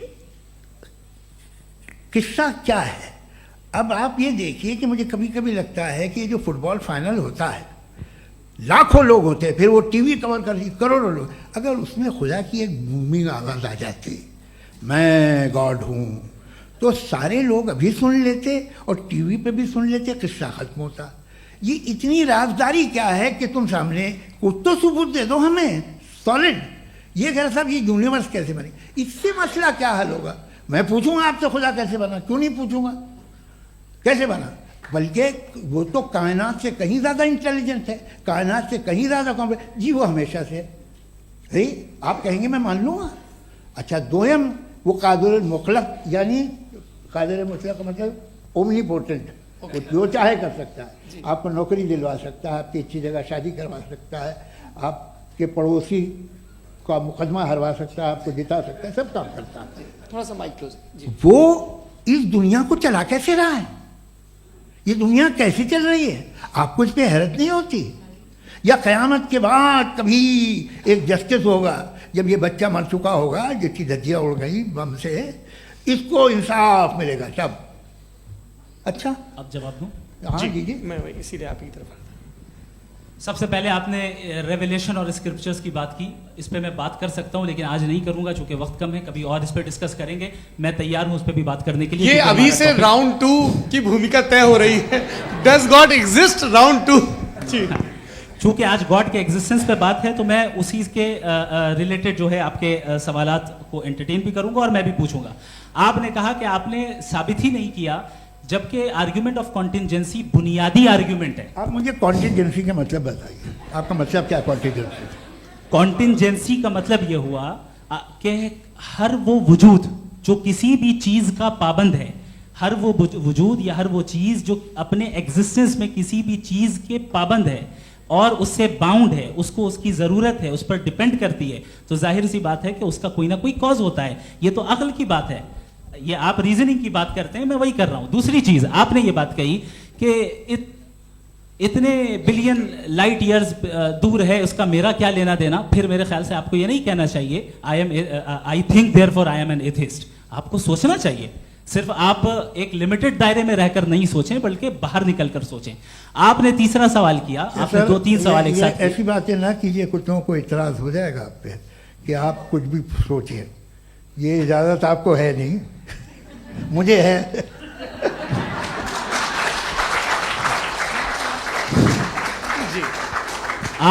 आपने प्रॉब्लम ऑफ इविल के ताल्लुक से सवाल किया और बार बार आप एक लफ्ज रिपीट कर रहे हैं कि ओमनीपोटेंट गॉड है, ऑल पावरफुल गॉड है। यही तो दरअसल समझना है कि गॉड का कॉन्सेप्ट क्या है। प्रॉब्लम ऑफ इविल जो है, प्रॉब्लम ऑफ इविल दर हकीकत 2 असम्पशंस पर कायम है। अगर आप इन 2 असम्पशंस को समझ जाएं तो ये प्रॉब्लम नहीं रहेगी, आर्ग्यूमेंट आपको समझ में आ जाएगी कि ये कोलैप्स कर जाता है। पॉइंट नंबर 1, यानी जो आपका सबसे पहला फॉल्स असम्पशन है कि गॉड मर्सीफुल है, ओमनीपोटेंट है, दुनिया में जुल्म हो रहा है। लेकिन आपको यह समझना चाहिए कि हमारे वर्ल्ड व्यू के मुताबिक गॉड सिर्फ ओमनीपोटेंट और सिर्फ मर्सीफुल नहीं है, बल्कि वो ऑल वाइज भी है और वो ऑल नोइंग भी है। उसके हर काम के पीछे हिकमत और विजडम है। ये कोई जरूरी नहीं है कि वो हिकमत और विजडम आपको समझ में आए या मुझे समझ में आए। अगर आप जो समझ रहे हैं उसके मुताबिक आप फैसला कर रहे हैं, ये लिमिटेड पर्सपेक्टिव से आर्ग्यूमेंट है। और इस चीज को हम अपनी दुनिया में, अपने लाइफ में, डेली लाइफ में इस प्रिंसिपल को एक्सेप्ट करते हैं। हम जब किसी डॉक्टर के पास जाते हैं, डॉक्टर के पास जाकर वो अगर उसने हमें कोई दवाई दी है तो हम ये तो नहीं कहते कि जब तक आपके पास जितना नॉलेज और जितना विजडम नहीं है, आपने क्यों ये दवाई दी है, तब तक हम इस चीज को एक्सेप्ट नहीं करेंगे। नहीं कहते, हम उसकी अथॉरिटी को तस्लीम करते हैं। क्यों? क्योंकि उसकी हम जानते हैं कि वो नॉलेजेबल है, वो विजडम वाला है, हमसे ज्यादा नॉलेज और हमसे ज्यादा विजडम है। बताएं सर। नहीं, डॉक्टर में और खुदा में बड़ा डिफरेंस है। डॉक्टर पढ़ा लिखा होता है एक, तो मैं उसकी बात सुनूंगा। दोयम ये नहीं, कुछ जवाब तो ये भी नहीं है सर प्लीज, भी आ आप जाइए, अगर चलिए। सब ऑडियंस से बोलने लगेंगे तो हाँ। फिर मतलब नहीं सिविलाइज्ड बहस का। मतलब आप ये कहें कि चूंकि आप डॉक्टर पे बिलीव करते हैं इसलिए खुदा पे बिलीव कीजिए, क्या ये मिसाल आपको समझाने के लिए। आर्ग्यूमेंट है, इस पे आपको एतराज नहीं है। तो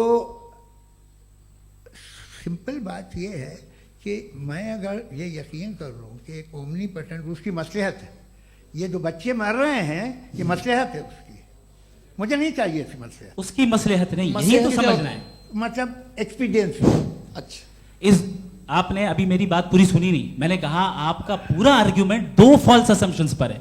एक फॉल्स असम्पशन मैंने बता दिया, दूसरा फॉल्स असम्पशन ये है कि इस दुनिया में इविल के होने का कोई गुड रीजन नहीं है, जबकि हमारे पास बाज रीजंस मौजूद हैं, हमारे पास बाज वजूहात मौजूद हैं। अगर इस दुनिया में इविल ना हो तो आप गुड को डिफाइन कैसे करेंगे? अगर जुल्म ना हो आप इंसाफ को समझेंगे कैसे? अगर तारीकी ना हो तो आप लाइट को समझेंगे कैसे? बहुत अच्छे। अभी और सुन लें, अभी और बाकी है। ये तो बात बहुत पसंद आई साहब मुझे, कि जब तक रेप ना हो तब तक औरतों की इज्जत का ख्याल आपने मेरा जवाब पूरा सुना ही नहीं। जब तक के बच्चों का कत्ल ना किया जाए तब तक आपको बच्चों की मासूमियत की इज्जत। आपने पूरा जवाब सुना ही नहीं। क्या बात है, क्या आपने नुक्ता निकाला हुआ? आपने पूरा जवाब सुना ही नहीं। आप सुन लें, मेरी बात सुन लें। ये मैंने आपको एक चीज बताई। दूसरी चीज, इस दुनिया में हम आए हैं टेस्ट के लिए, हमारा टेस्ट हो रहा है और हर इंसान का अलग अलग अंदाज में टेस्ट होता है। और इस दुनिया में अगर इविल मौजूद है तो वो इविल जरिया है हमारे अंदर ह्यूमन नोबल क्वालिटीज को डेवलप करने का और अलग अलग फील्ड में प्रोग्रेस करने का। और अगर हमारे अंदर और इस दुनिया में इविल नहीं होता तो बताइए टेस्ट का मतलब क्या होता? अगर मैं अपने स्टूडेंट को एमसीक्यूज दूं और उसमें सिर्फ राइट आंसर लिख कर दे दूं और कहूं तुम्हारा टेस्ट हो गया, ये मीनिंगलेस है। इस दुनिया में अगर हम टेस्ट के लिए आए हैं तो जाहिर है गुड एंड इविल दोनों मौजूद है। बताइए। तो अगर गुड एंड इविल दोनों मौजूद है तो ये इविल भी खुदा का बनाया हुआ है। जी हाँ, खुदा का बनाया हुआ है, लेकिन अच्छा चलो अच्छी बात। जी बिल्कुल, तो बिल्कुल खुदा ने बनाया। अभी तो ये है कि जो मेजॉरिटी है दुनिया में वो इविल है, तो ये खुदा एक्चुअली इविल के साइड पे लग रहा है मुझे। बिल्कुल भी नहीं, मैं बताता हूं। मेजॉरिटी में तो वो है। क्या बात कर रहे हैं भाई आप? मैं बहुत कोई भी जो मुंसिफ होगा, चाहे आपका अपना घर हो जिसके आप सबसे बड़े हैं, चाहे आपकी ऑर्गेनाइजेशन हो जो आप चलाते हैं, वहां पर आप इविल रखेंगे साबित करने को कि बाकी लोग शरीफ हैं। मेरी बात सुनिए। क्या ये आर्ग्यूमेंट ही गलत है? अगर कि जब तक के कोई इविल नहीं होगा तब तक के शरीफ आदमी शरीफ नहीं लगेगा। अगर एग्जामिनर गलत ऑप्शन दे रहा है तो एग्जामिनर इविल नहीं हो गया, जो गलत ऑप्शन को सेलेक्ट कर रहा है वो फेल होगा। क्रिएटर ने इविल को बनाया है लेकिन वो इविल नहीं है। अच्छा सुनिए मेरी बात, चलिए, लेट मी कंप्लीट सर। जी जी। क्रिएटर ने इविल को बनाया है टेस्ट के लिए, वो इविल नहीं है। इविल वो होगा जो उसे इख्तियार करेगा। छुरी को बनाने वाला गलत नहीं होता है, छुरी का गलत इस्तेमाल करने वाला गलत होता है। रेप को कैसे गलत इस्तेमाल करते हैं? रेप इंसान के फ्री विल का नतीजा है। ये रेप कैसे गलत इस्तेमाल होता है? ये मुझे अब सुन ले, अब सुन ले। गलत इस्तेमाल होता है। हाँ मैं बता रहा हूँ ना, कैसे गलत इस्तेमाल? मैं बता रहा हूँ जी। कि जो इविल इस दुनिया में मौजूद है उसके कई सारे तरीके हैं। एक तरीका इंसान का अपना फ्री विल है। अब अगर कोई रेपिस्ट रेप कर रहा है तो इसका गॉड का कसूर नहीं है, वो अपने फ्री विल का गलत इस्तेमाल कर रहा है, उसको सजा मिलनी चाहिए। अच्छा। और उसी के लिए जहन्नम बनाई गई है। ये फ्री विल का भी बड़ा चक्कर। आप जब कोई बुरा काम करते हैं या कोई बुराई होती है तो ये कहा जाता है कि ये फ्री विल है। 7 billion free wills are moving on this planet. 7 billion free will. और एक आदमी अपनी फ्री विल से मुझे कत्ल कर दे तो मैं खुदा की मर्जी से मरा हूं कि इसकी फ्री विल की वजह से? मेरी मौत खुदा के हाथ है या ये फ्री विल वाले के हाथ है? खुदा ने फ्री विल का निजाम बनाया है और उस निजाम का गलत इस्तेमाल करके कोई आपको मार रहा है, इस्तेमाल करके मेरा कत्ल कर देता है। अब मेरी मौत का जिम्मेदार कौन है? वो इंसान जिम्मेदार है। वो इंसान। जी। तो ये कहना कि और उसको सजा मिलेगी। तो अब आप आगे चलिए कि ये तय करना कि अल्लाह ही या खुदा, अल्लाह ने, खुदा ही जिंदगी देता है, खुदा ही मौत देता है, ये गलत है। बिल्कुल गलत नहीं है। हाँ, नहीं, निजाम उसी ने बनाया फ्री विल का। निजाम मौत और हयात का उसी ने बनाया। You are contradicting yourself. अभी आपने कहा कि एक आदमी ने फ्री विल से आपको मार दिया, इसमें उसे फ्री विल दी गई थी, उसने गलत इस्तेमाल किया। 7 billion free wills are moving on this planet और आप चाह रहे हैं कि मैं सिर्फ खुदा का ध्यान करूं। ये 7 बिलियन फ्री विल्स को मुझे लुक आफ्टर करना पड़ेगा कि नहीं? ये तो तबाहियां कर रही हैं और तबाहियां ज़्यादा हो रही हैं। बिल्कुल। तो अगर आप बताएं अगर खुदा नहीं है फॉर एग्जाम्पल, तो आप इविल को कैसे डिसाइड करेंगे? यानी how can you define evil objectively without God? देखिए दुनिया में 2 तरह के जानवर हैं। एक जो अकेले रहते हैं जंगल में और एक जो ग्रुप्स में रहते हैं। ग्रुप में जो भी रहेगा, चाहे वो आपका फाउंडेशन हो, चाहे कोई क्लब हो, चाहे कोई पॉलिटिकल पार्टी हो, चाहे कोई यूनिट हो, उसमें आपको इंटरैक्ट करने के रूल बनाने पड़ेंगे। यानी लोग तय करेंगे। लोग तय करेंगे। अगर लोगों ने ये तय किया कि किसी का रेप करना सही है, आप जस्टिफाई करेंगे? नहीं, आपका फाउंडेशन तो ये हो गया ना कि लोग ही विल डिसाइड करेंगे। नहीं। अरे दुनिया में ऐसे ग्रुप्स हैं जो रेप को जायज़ मानते हैं सर्टेन हालात में। मैं डिटेल में नहीं जानूंगा, आप भी जानते हैं। ये जो आईसिस वाले थे इन्होंने क्या किया था, तो उन्होंने क्या किया उसका खुदा से कोई ताल्लुक नहीं है सर। मैंने सिंपल सवाल किया कि इविल को आप डिफाइन करते कैसे हैं? आइए वापस आइए जी। आप साथ में तभी रह सकते हैं जब कुछ आप ऐसे उसूल डेवलप करें जिसमें हर एक का बेसिक तहफ़्फ़ुज़, हर एक का बेसिक राइट हो और हर एक को कोई आराम मिले। यही तरीक़ा है किसी भी ऑर्गेनाइजेशन जिसमें एक से ज़्यादा लोग हैं और वो ऐसे चलती है ज़िंदगी। उसमें अगर आप गड़बड़ करेंगे तो तबाही होगी, नुकसान होगा, बर्बादियाँ आएंगी। और अगर उसमें आप घर ले लीजिए ना, एक हस्बैंड है, एक वाइफ है, बच्चे हैं, वालदा भी हैं, 2 बहनें भी हैं, एक भाई भी है। अब इसमें कोई निज़ाम आपको चाहिए साथ में रहने का, और एक दूसरे पे भरोसा रहे, एक दूसरे के बहीख्वाह हों, एक दूसरे की मदद करें, ऐसी जिंदगी। सर आपकी बात आ गई, आप ये कह रहे हैं कि लोग डिसाइड करेंगे क्या सही है क्या गलत है, यही है मेजॉरिटी डिसाइड करेगी क्या सही है क्या गलत है? अरे भाई बिल्कुल। मेजॉरिटी अगर ये कहे कि नाजी जर्मनी के साथ जिस तरह मेजॉरिटी थी कि जेनोसाइड करना सही है, आप जस्टिफाई करेंगे? उस वक्त आपका ये सवाल सिर्फ उसके बाद क्लोजिंग। हाँ, उस वक्त प्लेनेट पे जो लोग थे, उनमें कितने लोग हिटलर को सही समझते? अच्छा, प्लेनेट की मेजॉरिटी तय करेगी, सोसाइटी की नहीं। प्लेनेट की मेजॉरिटी गॉड के एग्जिस्टेंस को सही मानती है, आप क्यों नहीं मानते? ये हेलो ये क्रॉस क्वेश्चन का राउंड यहाँ पर समाप्त होता है। और ये बड़ा अच्छा है कि इस तरह से फ्रेगमेंट कर दिया गया है ताकि जो मरकरी ऊपर जा रहा है नीचे जवाब दे दूं जी। प्लेनेट की ज़्यादातर मेजॉरिटी कुछ दूसरे मजहबों के खुदा को मानती है। आप उन्हें क्यों नहीं, आप तो मेजॉरिटी की बात कर रहे हैं। अच्छा, ये majority की बात- आप ये कह रहे हैं इविल और गुड को डिसाइड मेजॉरिटी करेगी, मेजॉरिटी जो कर दे वो सही हो जाएगा। क्लोजिंग इसको जैसा आप ही लोगों ने तय किया है उसी फॉर्मेट को फॉलो कर लेते हैं। हाँ भाई, मैंने तो भले लोगों पे एतबार किया और तब मॉडरेशन तय किया। जी, आपके पास 5 मिनट का वक्त है, क्लोजिंग आर्ग्यूमेंट है, उसके बाद हम ऑडियंस से क्वेश्चन आंसर लेंगे जावेद साहब की क्लोजिंग आर्ग्यूमेंट के बाद। Okay, time start. बहुत शुक्रिया जी। हमारा जो टॉपिक है डज गॉड एग्जिस्ट, मैं इस पे इतने एकेडमिक तैयारी करके आया था, मुझे था कि मैंने सोचा था कि कई सारे मैं आर्ग्यूमेंट्स दूंगा, लेकिन वक्त की भी किल्लत और जावेद साहब बार बार इधर उधर चले जा रहे थे तो उसको भी थोड़ा एंटरटेन करना पड़ गया। डज गॉड एग्जिस्ट पे मैं एक ही आर्ग्यूमेंट दे पाया, आर्ग्यूमेंट्स बहुत हैं और डेफिनेटिव आर्ग्यूमेंट्स हैं, और मेरे आर्ग्यूमेंट को किसी एक राउंड में भी इन्होंने एंटरटेन नहीं किया और रेफ्यूट नहीं किया, एक राउंड में भी नहीं, एक राउंड में भी नहीं। कौन सा? और ना ही अभी आपका क्लोजिंग आर्ग्यूमेंट आएगा नहीं, वो उसमें। बता देना। Argument of contingency sir. अरे मैं आपसे कई बार कह चुका हूँ कंटीजेंसी का मतलब अब मैं कैसे समझाऊं Please, आपको? please, आपस में हाँ, आप और please, कितने please, आसानी से समझाऊं मैं, मुझे तो नहीं समझ में आ रहा है।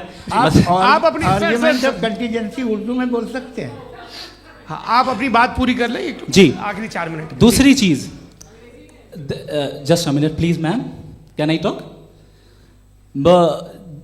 दूसरी चीज ये है कि आपने एक तो इसका जवाब नहीं दिया, दूसरा आपने गॉड के ना होने पर कोई डेफिनेटिव आर्ग्यूमेंट नहीं दिया, सिर्फ मजहब पे बात कर रहे हैं आप।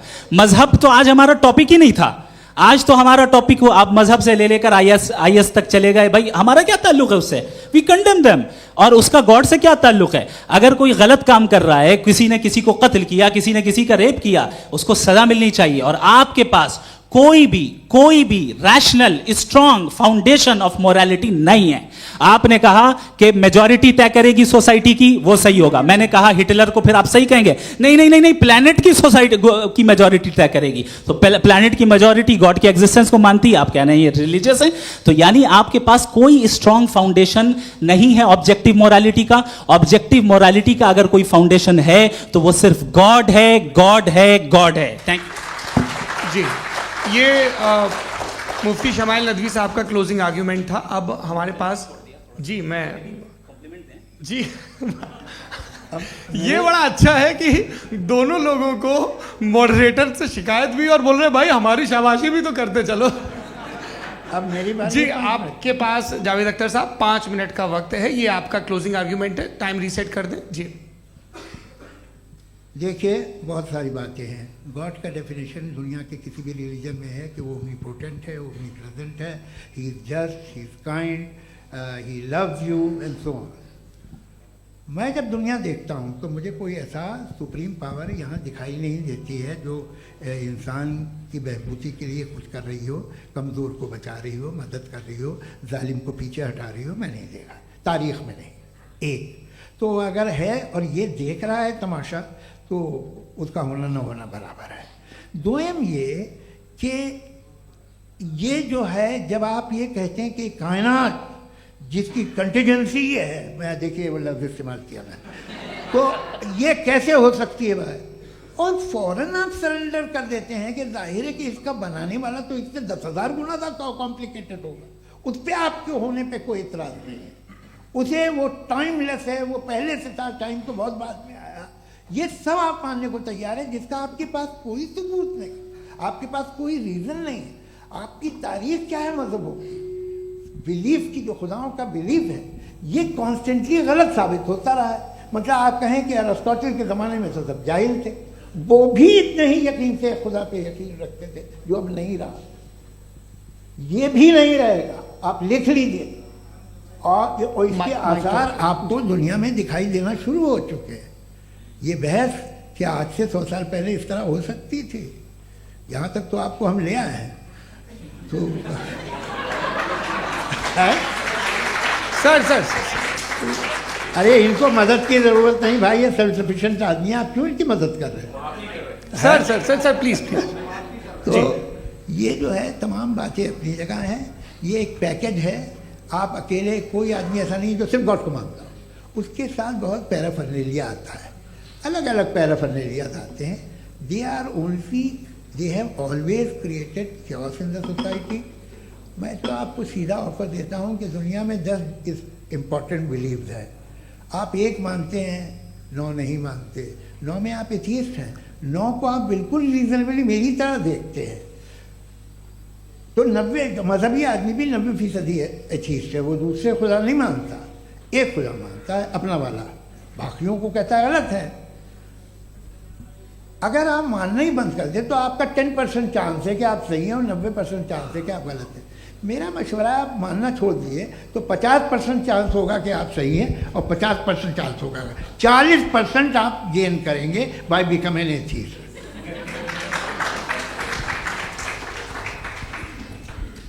ये एक फरसूदा ख्याल है, ये ख़त्म हो रहा है। हो सकता है मेरी ज़िंदगी में ना हो, लेकिन ये हो जाएगा। जो बातें ये इनको आप मेटाफिज़िकल ये वैसे रिस्पेक्टेबल टर्म दे दिए, ये तो उन लोग के हैं जिन्हें ना फिज़िक्स मालूम थी ना मेटा मालूम था, ये उन्होंने आपको दिए हैं। जी बहुत शुक्रिया आप दोनों लोगों का। और अब इस बातचीत का आखिरी राउंड शुरू होगा, डज गॉड एग्जिस्ट की ये बहस मुफ्ती शमाइल नदवी और जावेद अख्तर साहब के बीच। आप लोग अपने अपने हाथ ऊपर करेंगे, मैं यहाँ से तय करूँगा। और माइक हमारे पास है क्या? एक ही माइक है ऑडियंस के लिए? 2 माइक है, एक इस तरफ एक इस तरफ, ठीक है। तो जी सबसे पहले हमारी सहयोगी है मारिया शकील जी, पूछिए सवाल।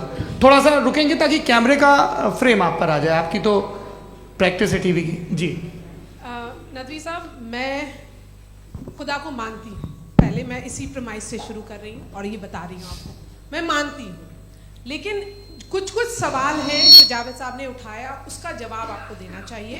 पहला सवाल ये कि गज़ा में सालों से छोटे बच्चे मर रहे हैं, वो उनको, अगर खुदा मर्सीफुल है, हम मानते हैं कि अल्लाह ताला में बहुत ताकत है, तो वो बच्चे क्यों मर रहे हैं? दूसरी बात ये कि अगर कंटिजेंसी की जो आप बात करते हैं, पूरे मुस्लिम ममालिक मिल करके भी उन गज़ा के बच्चों को क्यों नहीं बचा पा रहे हैं? क्योंकि अगर वो चाहते, क्योंकि अल्लाह ताला उन पर हुकूमत करते हैं, सब पर हुकूमत करते हैं, तो वो उनको क्यों नहीं बचा? जी थैंक यू वेरी मच। बहुत अच्छा किया आपने इस चीज़ को जिक्र कर दिया, मैं इसको और अच्छे से एक्सप्लेन करने की कोशिश करता हूँ। देखें, जहाँ तक आपने कहा कि गज़ा के बच्चों को मारा जा रहा है, देखिए 2 वर्ल्ड व्यू है, एक एथिस्टिक वर्ल्ड व्यू, एक थीस्टिक वर्ल्ड व्यू है। बच्चे मर रहे हैं दोनों वर्ल्ड व्यू में, लेकिन हमारा वर्ल्ड व्यू कह रहा है कि रिकॉम्पेंस है, ये कह रहे हैं कि उनका मरना बेकार जाने वाला है, कोई उसका रिकॉम्पेंस नहीं है, चूंकि इनके यहाँ आखिरत और अल्लाह का कोई तसव्वुर या गॉड का कोई तसव्वुर नहीं है। आपने ये सवाल किया कि गॉड मर्सीफुल है, क्यों नहीं रोकता? ये मैंने बताया कि ये मिसकंसेप्शन है लोगों के दरमियान कि गॉड को सिर्फ मर्सीफुल और ओमनीपोटेंट समझते हैं। गॉड के सिर्फ यही 2 एट्रीब्यूट्स नहीं हैं, गॉड के कई सारे एट्रीब्यूट्स हैं, उनमें से अल हकीम भी है, उनमें से ऑल वाइज भी है, ऑल नोइंग भी है। लिहाजा अगर इस दुनिया में किसी को तकलीफ आ रही है और गॉड उसको नहीं रोक रहा है, वो इसलिए नहीं रोक रहा है चूंकि इंसानों को फ्री विल दिया गया है। ठीक इसी तरीके से अगर एक डॉक्टर किसी छोटे बच्चे को इंजेक्शन लगा रहा है, उसे तकलीफ पहुंच रही है, उसके लिमिटेड पर्सपेक्टिव के एतबार से ये गलत हो रहा है और डॉक्टर बुरा है, लेकिन जब आप ब्रॉडर पिक्चर को देखेंगी, आपके और हमारे पास सिर्फ एक पिक्सल है, हमें इतना नजर आ रहा है कि गजा में कत्ल हो रहा है, लेकिन इसके पीछे कितना रिकॉम्पेंस उनको मिलने वाला है, पूरा पिक्चर गॉड के पास है। तो एक पिक्सल से आप पूरे पिक्चर को कभी भी जज नहीं कर सकती। आप इसमें कुछ जोड़ना चाहेंगे? आपको कुछ बोलना है इसमें? भैया आपने बहुत अच्छा जस्टिफिकेशन दिया। या आप वो जो वहाँ के प्राइम मिनिस्टर इजराइल के उन्हें भेजिए, वो बहुत खुश होंगे। आप जस्टिफिकेशन दे देना कि अगर गॉड नहीं है तो बच्चे क्यों मर रहे हैं, आप बताएं। जी, वो ये सवाल पूछ रहे हैं कि अगर आप ईश्वर का अस्तित्व नहीं मानते हैं तो उन बच्चों की मौत को आप कैसे इंटरप्रेट करते हैं? भाई ये दुनिया जो है, जो ताकतवर लोग होते हैं वो एक नाइंसाफ़ी करते हैं। तो ये अच्छा काम है आपके नजदीक, तो नेचर नाइंसाफी पे मबनी है। अरे मेरे भाई, आप नेचर की कहाँ बात कर रहे हैं, तो इंसान की बात कर रहे तो हैं। फिर जब मैं इंसान की बात कर रहा था, आप नेचर की बात करने लग क्रॉस गए। एग्जामिनेशन नहीं। हाँ, अब आप मुझे बोलने नहीं देंगे तो अलग बात है, आप बोलिए, मैं मुझे कोई चीज़ जल्दी नहीं। जी नहीं, ये क्रॉस एग्जामिनेशन एक है। मिनट रुकिए, Cross मुझे examination। बोल तो लेने दीजिए। जी, बोलिए। ऐसी क्या बात ये है कि ह्यूमन सोसाइटी तभी साथ में रह सकती है जब वो मोहब्बत से, एकता से, एक दूसरे के एहतराम करके रहे। इसके अलावा पॉसिबल नहीं, अकेले तो इंसान रह नहीं सकता। वहाँ पर कुछ लोग हैं जो फाउल करते हैं। वो फाउल हम हमेशा से तारीख में होता आया है। आज ये हो रहा है, जो हो रहा है बहुत बुरा हो रहा है, बहुत जालिमाना है, बहुत जाबराना है। उसको आप कहें कि ये बच्चों को कॉम्पनसेशन मिल जाएगा या इसकी इंजेक्शन है, इंजेक्शन तो हेल्थ के लिए दिया जाता है। आप ये कह रहे हैं कि ये बच्चों की जो धज्जियां उड़ रही हैं ये इंजेक्शन है, ये विटामिन टेस्ट का। है, ये टेस्ट है, और उस टेस्ट में अगले उनको ऐसा रिकॉम्पेंस मिलेगा जो आपके तस्वुर के बाहर है। ये आप 3 बरस के बच्चे को बारूद से उड़ा के टेस्ट ले रहे हैं। वाह, वो नहीं ले रहा है, खुदा नहीं उड़ा रहा है, इजराइल उड़ा रहा है। जी, ये तो उसको कंडेम अगला करें। सवाल लेते हैं। अगला सवाल लेते हैं प्रोफेसर पुरुषोत्तम अग्रवाल। मुफ्ती साहब, एक निवेदन आपसे है कि कम से कम थोड़ा सा माइक क्लोज एक रखिए। रिलीजियस और फिलोसफिकल कर रहे मैम प्लीज।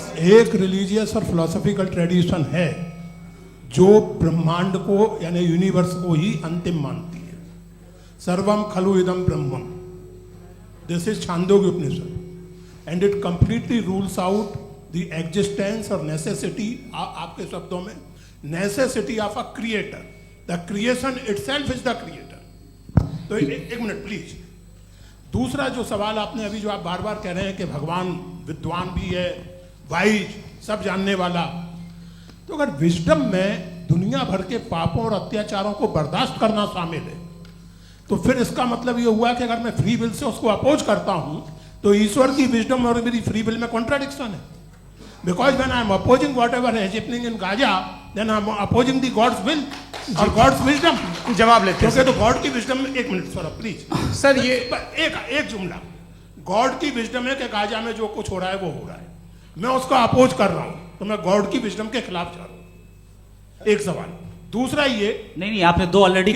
सर आप और सवाल कर लें, लेकिन मुझे 2 जवाब दे सर, दें। सर, पहले आपने ये कहा, सुनिए मेरी बात सुनिए। भाई, इजराइल के गॉड के मुताबिक तुम्हारा ठीक हो रहा है ना? नहीं हो रहा है, ठीक नहीं हो रहा है, मैं बता रहा हूँ क्या हो रहा है। आप तशरीफ रखें, मैं बता रहा हूँ क्या हो रहा है। Let me complete please. एक सेकंड गाइस, एक सेकंड। ये देखिए, ऐसा है कि ये सब बड़ा आपस में विचार विमर्श के बाद ये तय हुआ था कि कुछ नियम बना लिए जाएं ताकि एक टाइम बाउंड बातचीत चले। और भाई साहब, आप बड़ा जरूरी काम कर रहे हैं, लेकिन कैमरे के फ्रेम में आके उस काम को गड़बड़ कर दे रहे हैं। ठीक है गुरु, अब मेरे को कहीं का गुस्सा कहीं निकालना था, सॉरी। नहीं, कोई गुस्सा नहीं है जी। तो प्रोफेसर ने सवाल पूछे, आप उनके जवाब दें, और थोड़ा ये सब लोग थोड़ा ख्याल रखें भाई, सवाल संक्षिप्त रखें जी। आपने 2 सवाल किया। सबसे पहला ये कहा कि हमारे पास ये कॉन्सेप्ट है कि ये यूनिवर्स खुद नेसेसरी बीइंग है, creation itself is the creator. How irrational is this कि मैं एग्जिस्ट करूंगा बाद में, लेकिन अभी एग्जिस्ट कर भी रहा हूं, यानी एक ही टाइम में एग्जिस्ट भी कर रहे हैं, नहीं भी कर रहे हैं। This is not true. दूसरी चीज, आपने कहा कि अगर इजराइल में, सॉरी माफ कीजिएगा, Israel doesn't exist, occupied Palestine में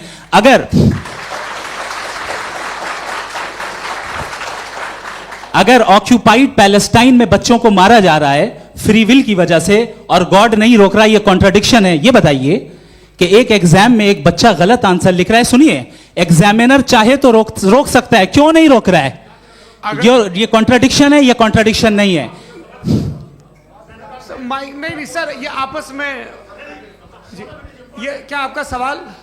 माइक दीजिए। फ्री विल दिया गया है टेस्ट के लिए, अकाउंटेबिलिटी के लिए। अगर फ्री विल नहीं होता तो आप कहते हैं हमें रोबोट बना दिया गया। नॉट मिसरिप्रेजेंट माय पोजीशन, आपकी जो भी पोजीशन, मैं अपनी फ्री विल के नाते, अपने ह्यूमन विजडम के नाते गाजा में हो रही अत्याचार का विरोध करता हूं। बिल्कुल करना चाहिए। आपके हिसाब से मैं गॉड की विजडम का विरोध कर रहा हूं? बिल्कुल नहीं, समाज हो रहा है गॉड की बिल्कुल भी नहीं, बिल्कुल भी नहीं। उसका वहां पर गाजा में कत्ल होना ये इंसानों के गलत इस्तेमाल का नतीजा है, फ्री विल के इस्तेमाल का नतीजा है। गॉड इसका हुक्म नहीं देता, उससे रोकता है। यही तो मसला है ना, आपके लिए कॉन्सेप्ट क्लियर? नहीं भाई, आपने तो बताया था इंजेक्शन लगाने से बच्चे को तकलीफ होती है, ये इंजेक्शन लगा। सर आप ऐसे रेटोरिक स्टेटमेंट दें तब तो कोई मसला नहीं समझते रहेंगे। This is a rhetoric statement, this is not a logical argument sir. I am sorry, I am sorry. आखिरी 30 मिनट बड़े मुश्किल होने वाले हैं। जी मुफ्ती साहब आगे बैठे हैं, इनको माइक दीजिए। हाँ तरुण, माइक आप अपने पास रखिए, आपको कैमरे का फ्रेम पता है। जी सबसे पहले दोनों को मुबारकबाद। एक सर अपना आप नाम बता दें। आप अमेरिका में शिकागो में रहते हैं, इतना मुझे याद है। बताया आपको, यासिर नदीम अलवाजदी मेरा नाम है। जावेद सर आपसे एक क्वेश्चन है इन्फिनिट रिग्रेस के ताल्लुक से। एक हाइपोथेटिकल सिनेरियो है, मसलन अगर आप सर माइक थोड़ा सा प्लीज क्लोज रखिए। जी अगर आप शायर इसलिए हैं कि आपके कोई उस्ताद शायर थे, और वो इसलिए शायर थे कि उनके कोई उस्ताद शायर थे, और इसी तरीके से हम माजी में पीछे चलते चलते चले जाएं और कहीं ना रुके, तो माफ कीजिएगा आप कभी शायर नहीं हो सकते। लेकिन आप शायर हैं, आपका शायर एग्जिस्ट करता है, इसका मतलब ये है कि आप कहीं ना कहीं रुके हैं। तो मेरा सवाल ये है कि क्या आप इन्फिनिट रिग्रेस ऑफ कॉजेस को लॉजिकल फैलेसी मानते हैं या नहीं मानते? हाँ या ना? मैं इन्हें लॉजिकल फैलेसी नहीं मानता हूँ, लेकिन मेरा प्रॉब्लम यह है कि जब मैं नहीं मानता हूँ तो I will continue with this logic जो फैलेसी नहीं हो।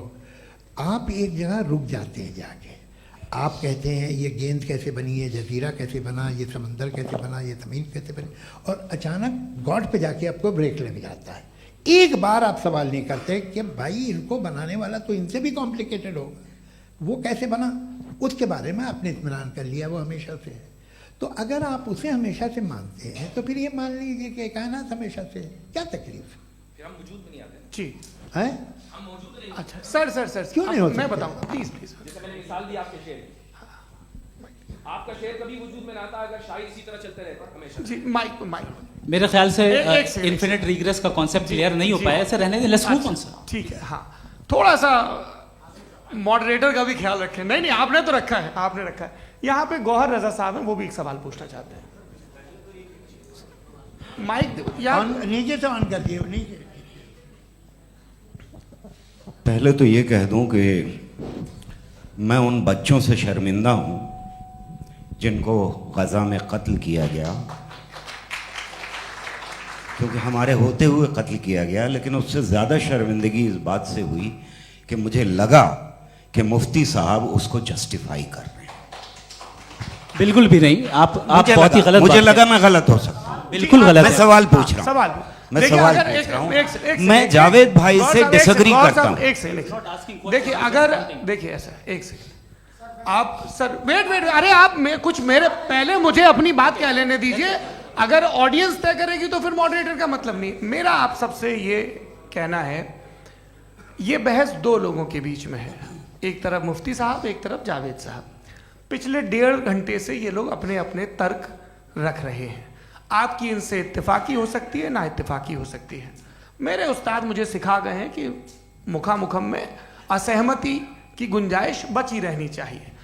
अगर मैं आपकी बहुत इज्जत करता हूं गौहर साहब, आपने जो कमाल की किताबें लिखी, साइंटिफिक टेम्परामेंट, लेकिन मेरी ये गुजारिश है आप सबसे कि यदि आप इन लोगों ने जो बोला उन पर टिप्पणियां करेंगे तो ना वक्त की पाबंदी रहेगी, ना वो अनुशासन। आप सवाल पूछ लें, उस सवाल में जो बात आ जाए वो आ जाए। मैं जावेद साहब से डिसएग्री करता हूं, इसलिए जावेद साहब से सवाल पूछ रहा हूं। आपका सवाल जावेद अख्तर साहब से। और सवाल ये है मेरा कि जावेद साहब ने कई बार लॉजिक का इस्तेमाल किया कि साइंस में लॉजिक है और रिलीजन में लॉजिक नहीं है। मेरा ख्याल ये है कि रिलीजन में भी लॉजिक है, लेकिन उस लॉजिक की बेसिस ये है कि आप रुक जाते हैं, जिसका जिक्र जावेद साहब ने बार बार किया, यानी खुदा के तसव्वुर पे आते हुए, गॉड के तसव्वुर पे आते हुए रुक जाते हैं। और इसमें सवाल पूछना मतलब फॉरबिडन होता है। सवाल यह है कि क्या जावेद साहब इससे एग्री करते हैं कि साइंस की लॉजिक अलग है और रिलीजन की लॉजिक अलग है। बताइए सर। देखिए, 3 चीज़ें हैं। साइंस है, एक है मंतिक है, इस्तिदलाल है, और एक जो है कुछ भी नहीं है, फेथ है, अकीदा है। मैं अकीदे की लॉजिक का कायल नहीं हूँ। मुझे आप इस्तिदलाल से, लॉजिक से, रीज़न से समझाइए, मैं मानने को तैयार हूँ, मेरा क्या नुकसान होगा। लेकिन ये कि अकीदे पे मैं नहीं जा सकता हूँ। अकीदे का मतलब है कि तुम ये मान लो, सवाल ना करो, ये नहीं। आप सारी बातें करके, बड़ी साइंटिफिक बातें करके एक जगह जाके खुदा के हुदूद पे रुक जाते हैं, सरेंडर कर देते हैं। मैं सरेंडर करने को तैयार नहीं। That's all. जी, ये आगे सर बैठे हुए हैं, इनको माइक दीजिए। भाई वो आप पूछना चाह रहे थे ना भाई? हाँ, नहीं मैं थैंक यू जी, आपका नाम? आसिम इफ्तिखार। आसिम जी, पूछिए। सर, जावेद सर से सवाल है कि आपने अपने क्लोजिंग माइक थोड़ा करीब है। अपने क्लोजिंग स्टेटमेंट में ये बात कही थी कि मज़हब का जो फ्यूचर है वो ज़्यादा दिन नहीं जाने वाला है। लेकिन मैं देख पा रहा हूँ कि जो ऑक्सफोर्ड यूनिवर्सिटी की एक स्टडी है 2011 में हुई है, जिसके 50 एकेडमिशियंस ने इसको अंजाम दिया था, उसमें वो ये कहते हैं कि जो फेथ इन गॉड है वो इनबिल्ट है ह्यूमन नेचर के अंदर, जिसको हम कहते हैं फितरत के अंदर शामिल है वो। और वो ये कहते हैं कि अगर कोई ये समझता है कि मज़हब को वो ख़त्म कर देगा तो ये उसकी गलत फहमी है। तो आप इसके बारे में, इस स्टडीज़ के बारे में क्या कहते हैं? ठीक है, मैं उनसे एग्री नहीं करता हूँ। वो कौन से प्रोफेसर होंगे? ऐसा उनके क्या पास डेटा है, इन्होंने डेटा के बेस होगा। डेटा क्या हो सकता है? फ्यूचर का डेटा तो नहीं हो सकता ना उनके पास। प्रेजेंट का डेटा हो सकता है। डेटा आपने सुना 100 साल पहले का बाद का डेटा? मैंने तो नहीं सुना आज तक। तो आज उनकी ये राय है और होगी राय, ठीक है। दुनिया में तरह तरह की राय है लोग, लेकिन मैं समझता हूँ कि वक्त के साथ इंसान ज़्यादा से ज़्यादा रीज़नेबल और लॉजिकल होता जा रहा है। आज आप देखिए वेस्टर्न यूरोप में क्या परसेंटेज है नॉन बिलीवर्स की, बहुत हाई। वहाँ चर्च खाली पड़े होते हैं। तो अल्टीमेटली तो इंसान कोई ऐसी बात बहुत अरसे तक नहीं मान सकेगा, चाहे गलत या सही, जो उसे, उसके दिमाग को, उसके जहन को, उसकी लॉजिक को अपील न करे। वो कह रहे हैं तो ऑक्सफोर्ड के होंगे तो कैम्ब्रिज के होंगे, तो मुझे क्या लेना देना। उनका डेटा मुस्तकबिल का नहीं हो सकता है। जी दीपक, हाँ पूछिए। मैं आऊँगा, अभी पीछे की साइड भी आऊँगा, माइक वहीं भेजूंगा 2-3 साल के लिए। जी जावेद साहब, आपसे सवाल है। नमस्ते। अरे भाई सर, अगर आप ही लोग तय करना है तो फिर 200 लोग तय कर लें। ये एक साहब नहीं sir, please don't do this sir. Everybody has a right sir, but we can only take selected questions. No sir, ये यंग लोग भी हैं से। तो इनकी ये अब उतने यंग, भाई आप यंग हैं कि नहीं हैं? वो कह रहे हैं वो भी यंग हैं साहब, आप उनकी नौजवानी पर दावा उनको ही करने दें। हाँ मुफ्ती साहब, आप यंग, हाँ पूछे। अरे भैया सर, मेरा सवाल ये है, कुछ इनसे भी तो पूछो। जी नहीं, बस आपसे एक सवाल है। जैसे थीस्टों के पास, अपने जो ईश्वर को मानते हैं, उनके पास अपने सोशल गेट टुगेदर्स हैं। 5 रोज़ क्रिसमस आने वाला है, होली है, दिवाली है, ईद है। एथिस्ट क्या ऑफर कर रहे हैं? मतलब मैं इनकी दुकान से बोलूं, मैं आना चाहता हूं उस तरफ, पर मैं अट्रैक्ट नहीं हो पा रहा हूं। मैं सोशल गेट टुगेदर्स क्या है आपके पास? वो ये कह रहे हैं कि जो धार्मिक लोग हैं, अलग अलग धर्म के लोग, उनके उत्सव त्योहार, कॉन्ग्रेगेशन बहुत हैं। अब आपको मैं एक सुनाता हूँ, यहाँ हिस्टोरियन भी बैठे हैं। मृदुला जी, आप बताइएगा सही है क्या? ये एक कॉन्स्टेंटाइन, एक ग्रीक रोमन बादशाह था, जो क्रिश्चियनिटी आने के 400 साल बाद उसने डिसाइड किया कि मैं क्रिश्चियन हो जाऊंगा, मेरी पूरी स्टेट कैंसिल हो जाएगी। उस ज़माने में ऐसे ही होता था, राजा जो धर्म इख्तियार करता था वो जनता भी कर लेती थी। इसलिए कि वो हो गया था बैंकक्रप्ट, और उसे जो मेडिटेरियन कोस्ट के रिच क्रिश्चियन वो थे मर्चेंट, उससे पैसा चाहिए था।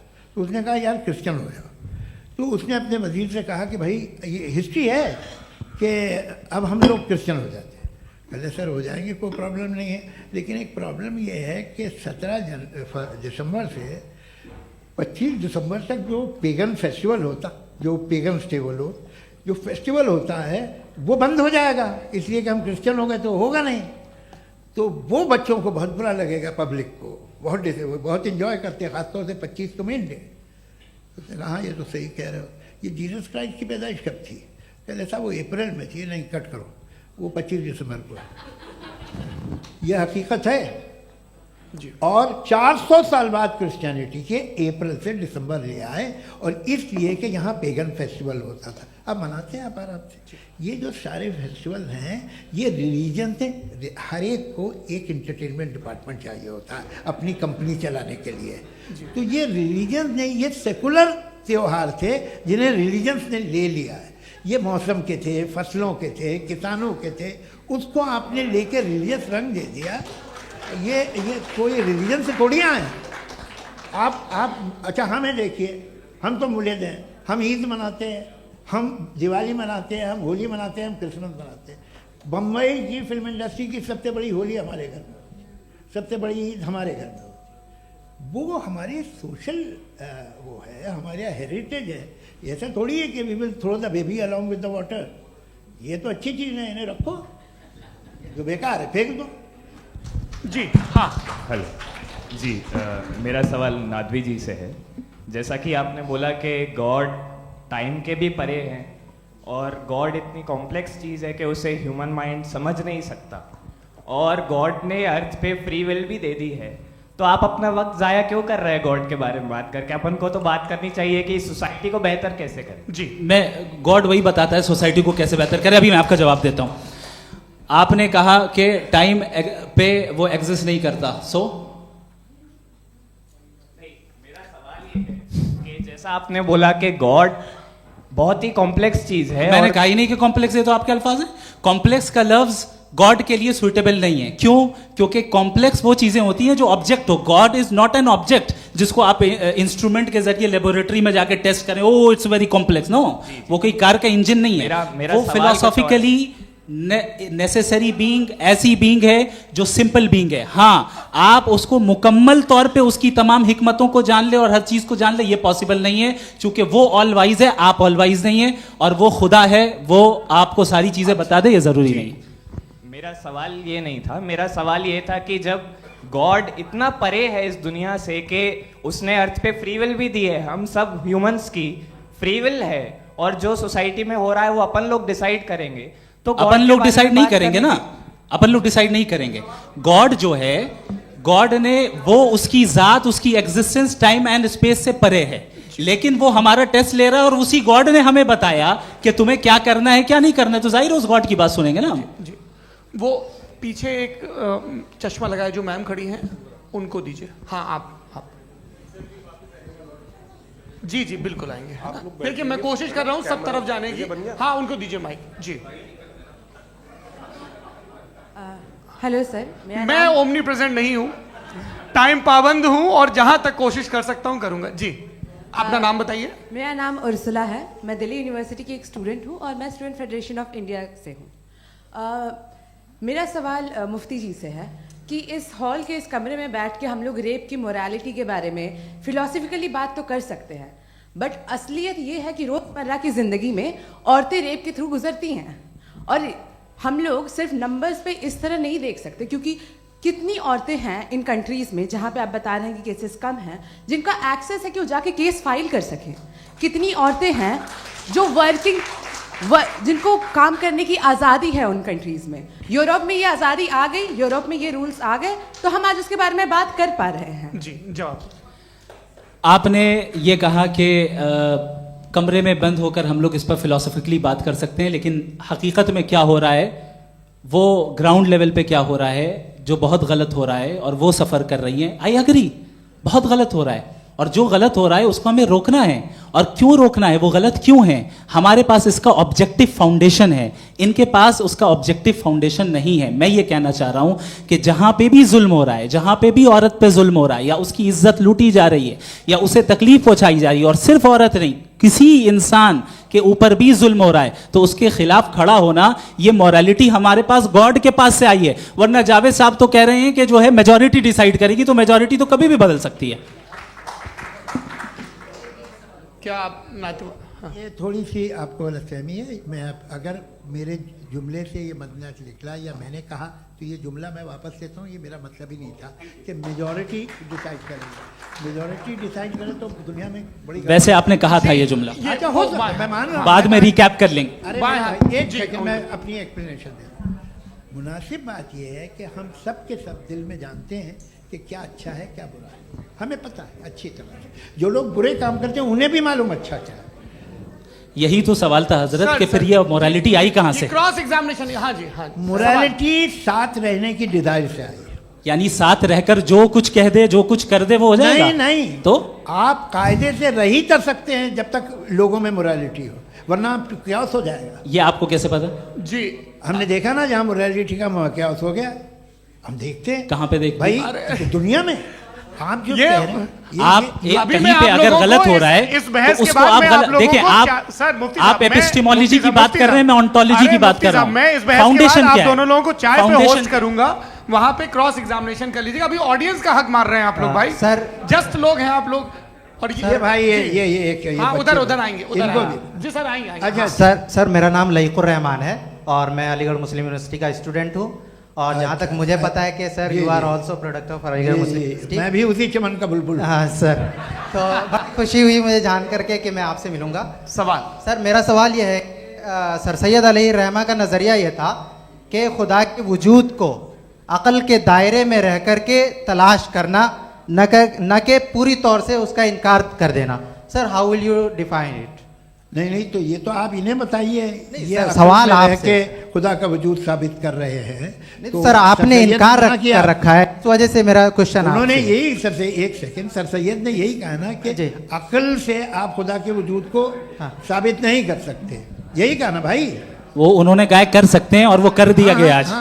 वो फोन तलाश करना या साबित करना अकल से अकल से नहीं सर, हो सर, सकता। अरे सवाल तो सुन लीजिए जी। अकल से नहीं हो सकता है, यही कहा ना आपने। अकल से हो सकता है। अरे वो यही कह रहे हैं भाई, आप बता रहे हो सकता है, वो तो कुछ और। आप अगर सर देखो नौजवान फोन ले लो, वो इतनी कमाल की यूनिवर्सिटी है। अरे भाई दे दो मेरी ना बात जरा तो- एक मिनट, अरे दे दो मेरे भाई माइक। मेरी बात सुनो, नहीं, माइक मैं पे समझ- बोलो ताकि जो लाखों लोग देख रहे हैं माइक दे दो ना। अरे देंगे ना माइक, तुम ठहरो तो।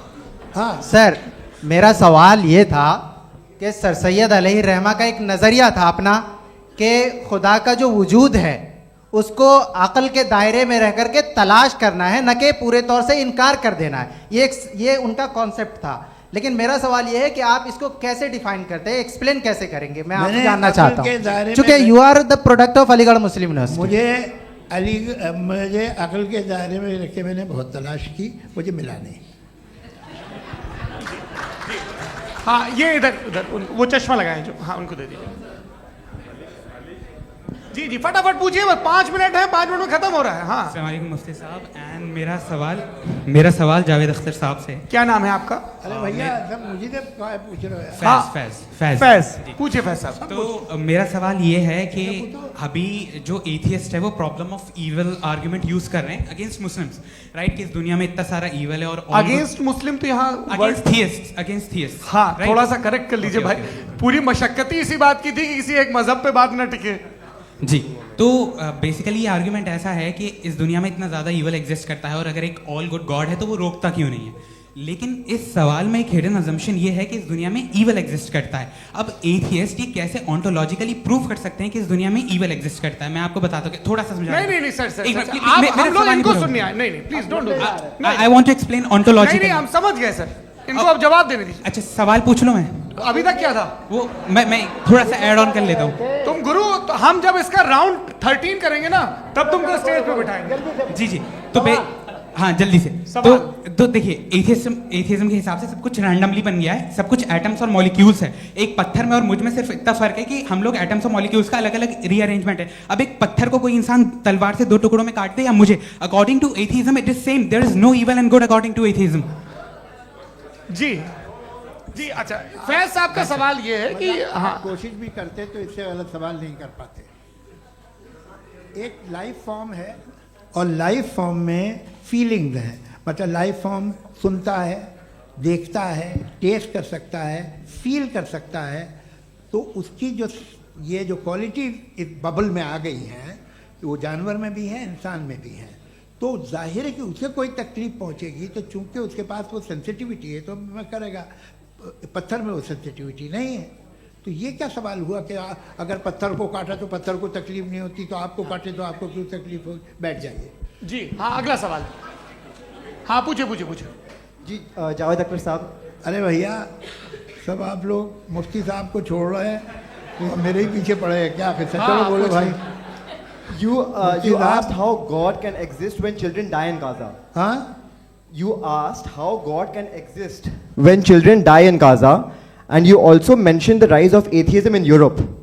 But the same events also are leading many atheists and non-believers to turn towards faith.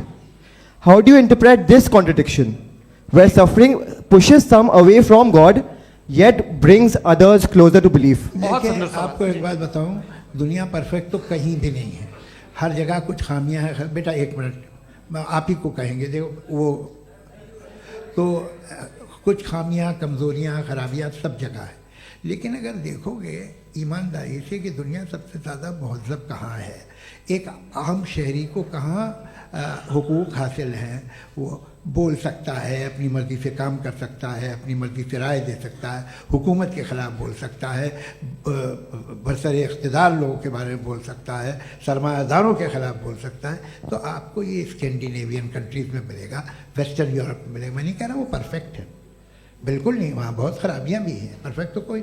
लेकिन जिन जिन मुल्कों में, लैटिन अमेरिका देखो, गल्फ देखो, वहाँ पर आपको ये ज़रूर है कि रेप नहीं होते होंगे। रेप की ज़रूरत क्या है भाई? उसको तो ख़रीद लो, घर में रखो, सड़क पर रेप करने की क्या ज़रूरत है? मगर सुनिए सुनिए सुनिए, मगर हकीकत ये है कि वहाँ शख्सी आज़ादी राय देने की, बोलने की नहीं है। जी, ये एक आखिरी सवाल मुफ्ती साहब से। हाँ मैम, इनको माइक दीजिए। शुक्रिया। मेरा नाम मनीषा है, मैं हरियाणा से आई हूँ। मैं मुफ्ती साहब से एक बात पूछना चाहती हूँ। आप बार बार जावेद साहब को कॉन्ट्राडिक्ट तो कर रहे हैं कि आपने ये कहा, लेकिन आप भी अजम्पशंस के बेसिस पे बात कर रहे हैं। आपने खुदा के होने का कौन सा प्रूफ पेश किया है, खुदा की एग्जिस्टेंस का? अब इस सवाल को अलग रहने दीजिए, कौन एथीस्ट है कौन नहीं है। और दूसरी बात जो आपने एक छोटी सी कही थी कि ये फ्री विल का इस्तेमाल करता है इंसान अपनी, लेकिन उस फ्री विल का इस्तेमाल में मतलब खुदा ने ये दे दी सबको ये इजाज़त कि वो कितना घिनौनापन और कितने ज़्यादा ख़राब से ख़राब तरीके इस्तेमाल कर सकते हैं। जवाब सुनते जी। आप फ्री विल को मानती है ना, या अब कहती है कि फ्री विल नहीं है ना? मानती है ना? तो अब आपके पास इसका कोई एक्सप्लेनेशन नहीं है कि अगर एक इंसान उस फ्री विल का इस्तेमाल करके गलत काम कर रहा है और बच के अच्छी ज़िंदगी गुजार के निकल जा रहा है, उसका कोई रिकम्पेंस नहीं है। हमारे वर्ल्ड व्यू में जो इंसान गलत काम कर रहा है उसको भी रिकम्पेंस यानी उसका बुरा बदला मिलना है, और जो सही काम कर रहा है उसको सही बदला मिलना है। लिहाजा जो फ्री विल है वो इस तरीके से है कि एक लिमिटेड टाइम तक खुदा ने मोहलत दी है। ऐसा नहीं कि छूट दे दी, जो करना है करते रहो हमेशा। वक्त आएगा जब एग्जाम का टाइम खत्म होगा तब रिजल्ट आएगा, दौराने एग्जाम जबरदस्ती आपको नहीं बताया जाएगा। अरे भाई एक सेकंड, जी सवाल मुफ्ती साहब से मेरा, मुफ्ती साहब से, मैम रुक जाइए, आपसे फोन, आप इसके बाद आपसे यही रहेंगे वो। हाँ बोलिए। मैं मुफ्ती साहब एक ही सवाल करता हूँ कि अगर जो हो रहा है फ्री विल से हो रहा है और एक दिन बरोज़ क़यामत इंसाफ होगा मैशर में वगैरह वगैरह, तो दुआ क्यों मांगते हैं लोग? दुआ मांगते हैं इसके मतलब है अभी भी उसने ये डिपार्टमेंट रखा है कि मैं रोज़मर्रा की ज़िंदगी में बिल्कुल बिल्कुल ही कैन। तो तुम कैन हो, तुम मुझे नौकरी दिला देते हो, मेरे बेटे को ग्रीन कार्ड दिला देते हो, और 45,000 बच्चे मरते उन्हें रोकते नहीं हो।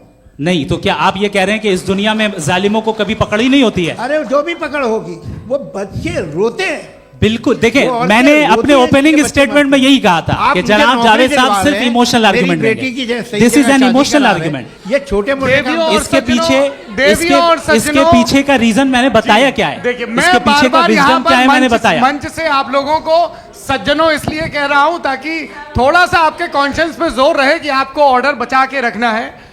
वक्त तय हुआ था, ये वक्त पूरा हुआ, आपने इतने धैर्यपूर्वक सुना, मैं आप सबका बहुत बहुत शुक्रगुजार हूं। यदि इन दोनों विद्वानों की इच्छा होगी तो कभी हम इस बातचीत का राउंड 2, राउंड 3, यही तो देखिए खूबी है इंसान की कि बहस मुबाहसे में वो पड़ा रहता है। आप लोगों ने बड़े धैर्य का परिचय दिया, बहुत बहुत शुक्रिया। इसी के साथ ये बातचीत यहाँ पे समाप्त होती है। मैं एक बात बता दूं, ये सारी बहस हो गई, अब मुफ्ती साहब और बड़े मुफ्ती साहब इन के साथ मैं खाना खाने वाला हूँ। अच्छा,